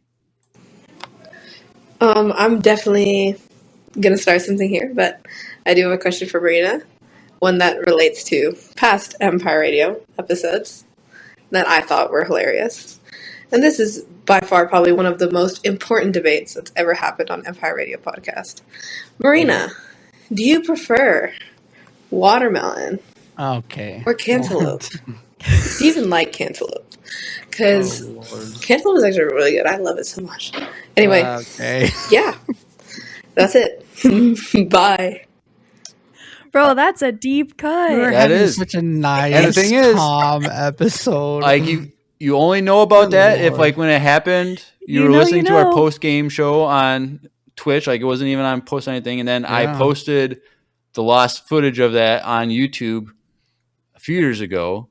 That was like back in the day after we would just sit and chat and talk. Yeah, to for each like other. half hour Yeah, after you the guys show. you guys would be like, "Oh man, I guess it's been 2 hours. The last like 45 minutes have just been yap." Like Yeah. so awesome. So if you're listening, you don't know what we're talking about, go on our YouTube for YouTube exclusive of lost footage of us debating about watermelon and cantaloupe. And this was before we had nice cameras. Like it was Yeah, like quality was it was kinda not that great quality, but um, still funny to watch. But Marina, you're throwing into the debate: I will watermelon or cantaloupe? garbage. Get my gun I ready. don't like cantaloupe. Sorry. Oh I love no! watermelon and I love watermelon, like artificial watermelon too. Like I love fresh Oh. watermelon, but even like watermelon candy, watermelon, Jolly know. Ranchers. yeah, the like best. watermelon scented. Like they have watermelon like candles. Like I Mm. love the fake and the real watermelon. See, here I'm gonna say it like I always do. People don't know how to properly cut up a cantaloupe because what they cut it open and they get a spoon and they scrape out all the seeds. Here And we they go. take out You're too supposed to much. eat the seeds. No, you scrape out the seeds very lightly because like there's like a quarter inch of like of the fruit that's like very soft on the inside that's connected to the seeds. If you leave that on there, that's where all the flavor is, that's where all the sugar is, that's where it's the sweetest. And so when that's scraped out and you eat it, you miss out on the sweet part. It's just kind of So like that's what I mean. Like if a fruit, if it's better than watermelon, you don't have to worry about that with watermelon. It's all good. Like if a Fact. cantaloupe is good, Okay. 10% of it's good. Like right. bruh, But what's the that's best? your what? But what's the best part of watermelon? It's that middle part, not the stuff next to the rind. I don't know, bro. I eat till it gets green. No, That's I me. do too. But I'm saying the sweetest part is in the middle of the watermelon, and then when you get closer to the end, it's less I sweet. like So because cantaloupe has an empty spot, like the little sweet spot is only like a quarter inch, but then you got like an inch of the rest of the fruit. I Like, feel like if cantaloupe has no fans, Jeremiah's dead for real. well, Yaretzi loves it. yeah. We're on team Ratchet just loves cantaloupe. us. I don't know. This is more of a debate. well, I was surprised one you didn't for bring up like watermelon. Gonk and Clink. Yeah, No, Gonk or no, Clink. Marina, what team are you on? Clink. Oh, Yes, dude. God. Gotta be Dude, his little arms. He's cute. Dude, He can't do anything. And he's got his little tools. He waddles. Yeah. Dude, let's go. No, I'm done. All right, we're gonna do this last voicemail, and then we're done for the evening.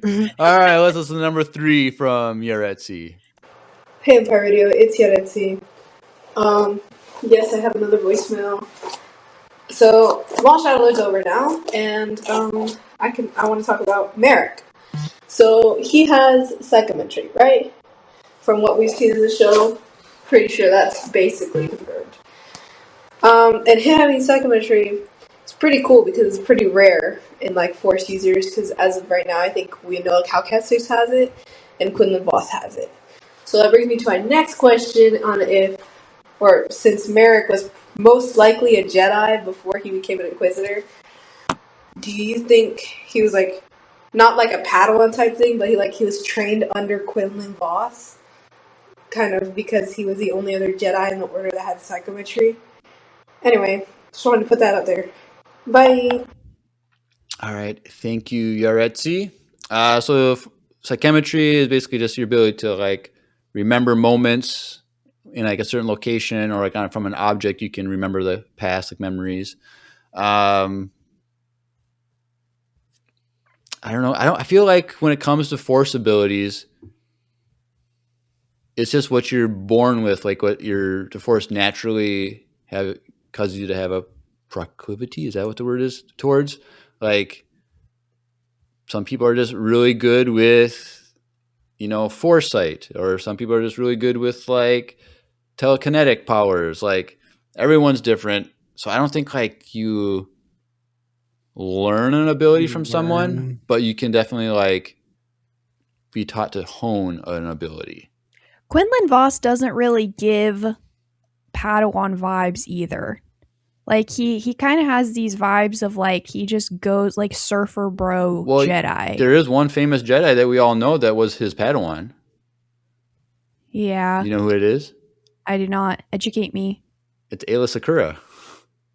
Really? Yeah. Okay, that checks out because she's a baddie. But I'm just saying, like, the majority of Jedi couldn't hack it, being his Padawan. Right. So maybe Merrick's a baddie. I don't know. He was pretty good in this show. Like he was lame in Ahsoka, but he was really good. He was here. aura farming for sure. Aura farming. Wow. Okay. The thing is, like, is that not? I've only been hearing that phrase for like the past like 3 weeks. Like everyone's saying that. Is that just like a new thing? Do you know what it means? I know what it means, but it's just like why is it just these last 3 weeks? I think it's the new internet word whisker. Yeah, but it's still like a new thing, right? Like it's not something that's been going around for like a year or two. Like it's I would say within the last like 8 months, because it starts on TikTok and like makes its way through the socials. And you probably have been hearing it from, I don't know, Peanut. Not from Peanut, but from another player that plays Arc Raiders. Okay. Mark. I don't know who Peanut is, and so like my first thought was like, Peanut is that Jeremiah's little chef. No. Rat in the Hat. No. Rat in his Hat's name, Mr. The Burnt Peanut is a video game streamer, and he's super funny. But it's one of the people that he plays with. Like he like shot like a female character, like whatever, and she stopped and like looked back and then kept running, like. And the guy stopped, like, whoa, that was like, she just like, her aura just like wasn't even phased by me, like shooting her. I don't know. It was just kind of, that was like the first time I heard it like 3 weeks ago. And then now, like, ever since then, like, everyone's saying it. Maybe it's like when you get a new car and then you'd never seen it before, but now that you have it, you see it everywhere. Like maybe it was the first time you heard it, and so now you hear it all the time. That actually does happen. Yeah. Yeah. What power would you guys have? Like, would you have that Force Echo, or would you have a different one? I would have wisdom. Oh, slay. I feel like Drew would have like force jump, like a really good force jump. I don't know. Can we talk about this? I don't. Probably. Is it force jump? But now that we know they can fly, Jeremiah, they fly now. Might have to be flying. Force fly. Force fly. Or run. You know what? Bring back force running. Ooh, anime run. Yeah, that'd be cute. Somehow they stopped like a force doing dash. Because they only did it in episode 1, and that was it. Yeah. Marina, what would be your... I would do, like, I don't think you see it a lot. I think Ezra has it, and then Ventress did it. We see Luke do it, where you have the force in touch with, like, nature and creatures. Yeah, the animal one is. Yeah, I think I would be pretty good at that. Like, I think, and Marina, I think one of the reasons why I think you'd like the High Republic stuff is a lot of the Jedi have unique abilities that we don't see. Yeah, so I am down some for new that stuff that you haven't seen before. So that'd be kind of cool. And the relationship stuff. Oh, slay! You would like the relationship. Yeah, there's a lot of there's like one ship big drama. One. Romance. That's like not supposed to be a thing, but it's a thing. You know what I mean? Oh, Romeo and Juliet. Yeah. Sign me up. You would like it. Did we answer? Was that all the questions? Yeah, that was good. Yeah. So I don't know. Well, I don't know if Merrick was a former Jedi or not, but probably was. I don't know if it's confirmed that every Inquisitor was a former Jedi. I don't know. I feel like there had been some people on deck that were not Jedi that Palpatine had. That's what I liked a lot about the Rise of the Red Blade book, is it gave you insight that Palpatine had certain Padawans and Jedi Masters he was keeping an eye on. And then when Order 66 happened, he had like a special like offer for those unique ones. Oh. So Right. maybe he was in that category. Like, hey, I've been watching Possibly. you and you're kind of a bad boy. So do you want to be bad for me? But it's kind of because like was it what is her name? The fifth sister or whatever, the one that with Barris. Like Yeah. she like Order 66 happened and she was already there to recruit Barris. So it's like I feel like she was already being trained. I think the Grand Inquisitor was already being trained. Because the Grand Inquisitor was the Grand Inquisitor like the next day. Yeah. And then And like wasn't he a retired temple guard? he was a temple guard. Mhm. So he got snatched from a temple somewhere. Well, I think are the temple guards only at the temple on Coruscant? I assume they were at like temples. All temples, possibly. I don't know. But I could be wrong. I am limited in my knowledge. Right. So, So I think so. Then Crow and Merrick were also right there at first. So I think all of them were already trained, already like knew what was going on, and they're just ready to play their part once Order 66 happened. They're already there to be Inquisitors. But I think we should just that get was good. a more in-depth story on that part of the story. Mhm. Yeah. We just need more Inquisitor content. There was a lot of it in Tales of Kenobi, the which was nice. Tales of the Inquisitors. Empire, Rise of the Red Blade, Rebels Pretty good. has some. I would take more though. Yep. They're pretty cool. All right. Well, that's all of our content tonight. Marina, do you want to like give a shout out to all your socials and let people know where to find you? Yeah, absolutely. I had a great time with you guys tonight. And if you had a great time listening to me yap, you can find me every Friday on YouTube, Spotify, Apple Podcasts, wherever you listen to your favorite show, or follow me for fun on Instagram and TikTok at The Village Jedi. So that's me. Go check it out All right. if you feel so inclined. Yes. Be inclined. Go do it. Yes. Do it. You will check me out online, yeah. not in real life. Yeah. I'm married. Good, great. Wrap it up. Wrap it up. End it. But if you are new to Empire Radio and you want to get connected to us, go in the description below. It's links.co/Empire Radio, links but with 2 I's, landing page for everything Empire Radio. So follow us on Instagram, Facebook, YouTube, Twitch for live streams. So you can be in the chat like Nightwolf and Uretzi and some other people were there. Come listen to us live. And then follow us on YouTube. Join the Discord. Send a voicemail, and if you want to send us an email about anything, you can go ahead and do that. Next week, we're doing a book review. We're doing The Living Force. Forget the guy's name. It's just 3 names.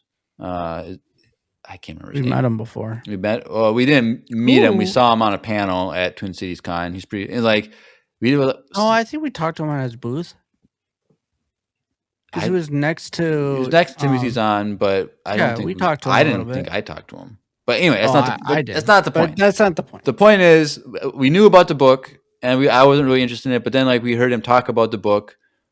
I was like, "Oh, dang, this is actually pretty interesting." And so then we eventually got it, and then I was like, "We needed to find a time to do it." Well, now we're doing it. So the Living Force, we're doing next week, and so be excited for that. And then we got to figure out how, when, and where we're gonna do the Mando review, and then we got some stuff planned for June. So, Woo. Yeah. Buckle up, Buttercup. all right. Anything else, guys? No. Thanks for having me on. This is awesome. It was awesome having you on. A lot of great insight, and we'd love to have you on again in the future, Marina. You can be our Whatever you want. well, Or back up. or a little sister podcast or something. But you're not as little as we Yes, think you sir. are because you're 20, almost 27 or whatever. So, but we'd love to have you on. Really fun. But you've been listening to another interview-tastic episode of Empire Radio. I'm Jeremiah. I'm Drew. I'm Marina. And may the Force be with you. Always. Always.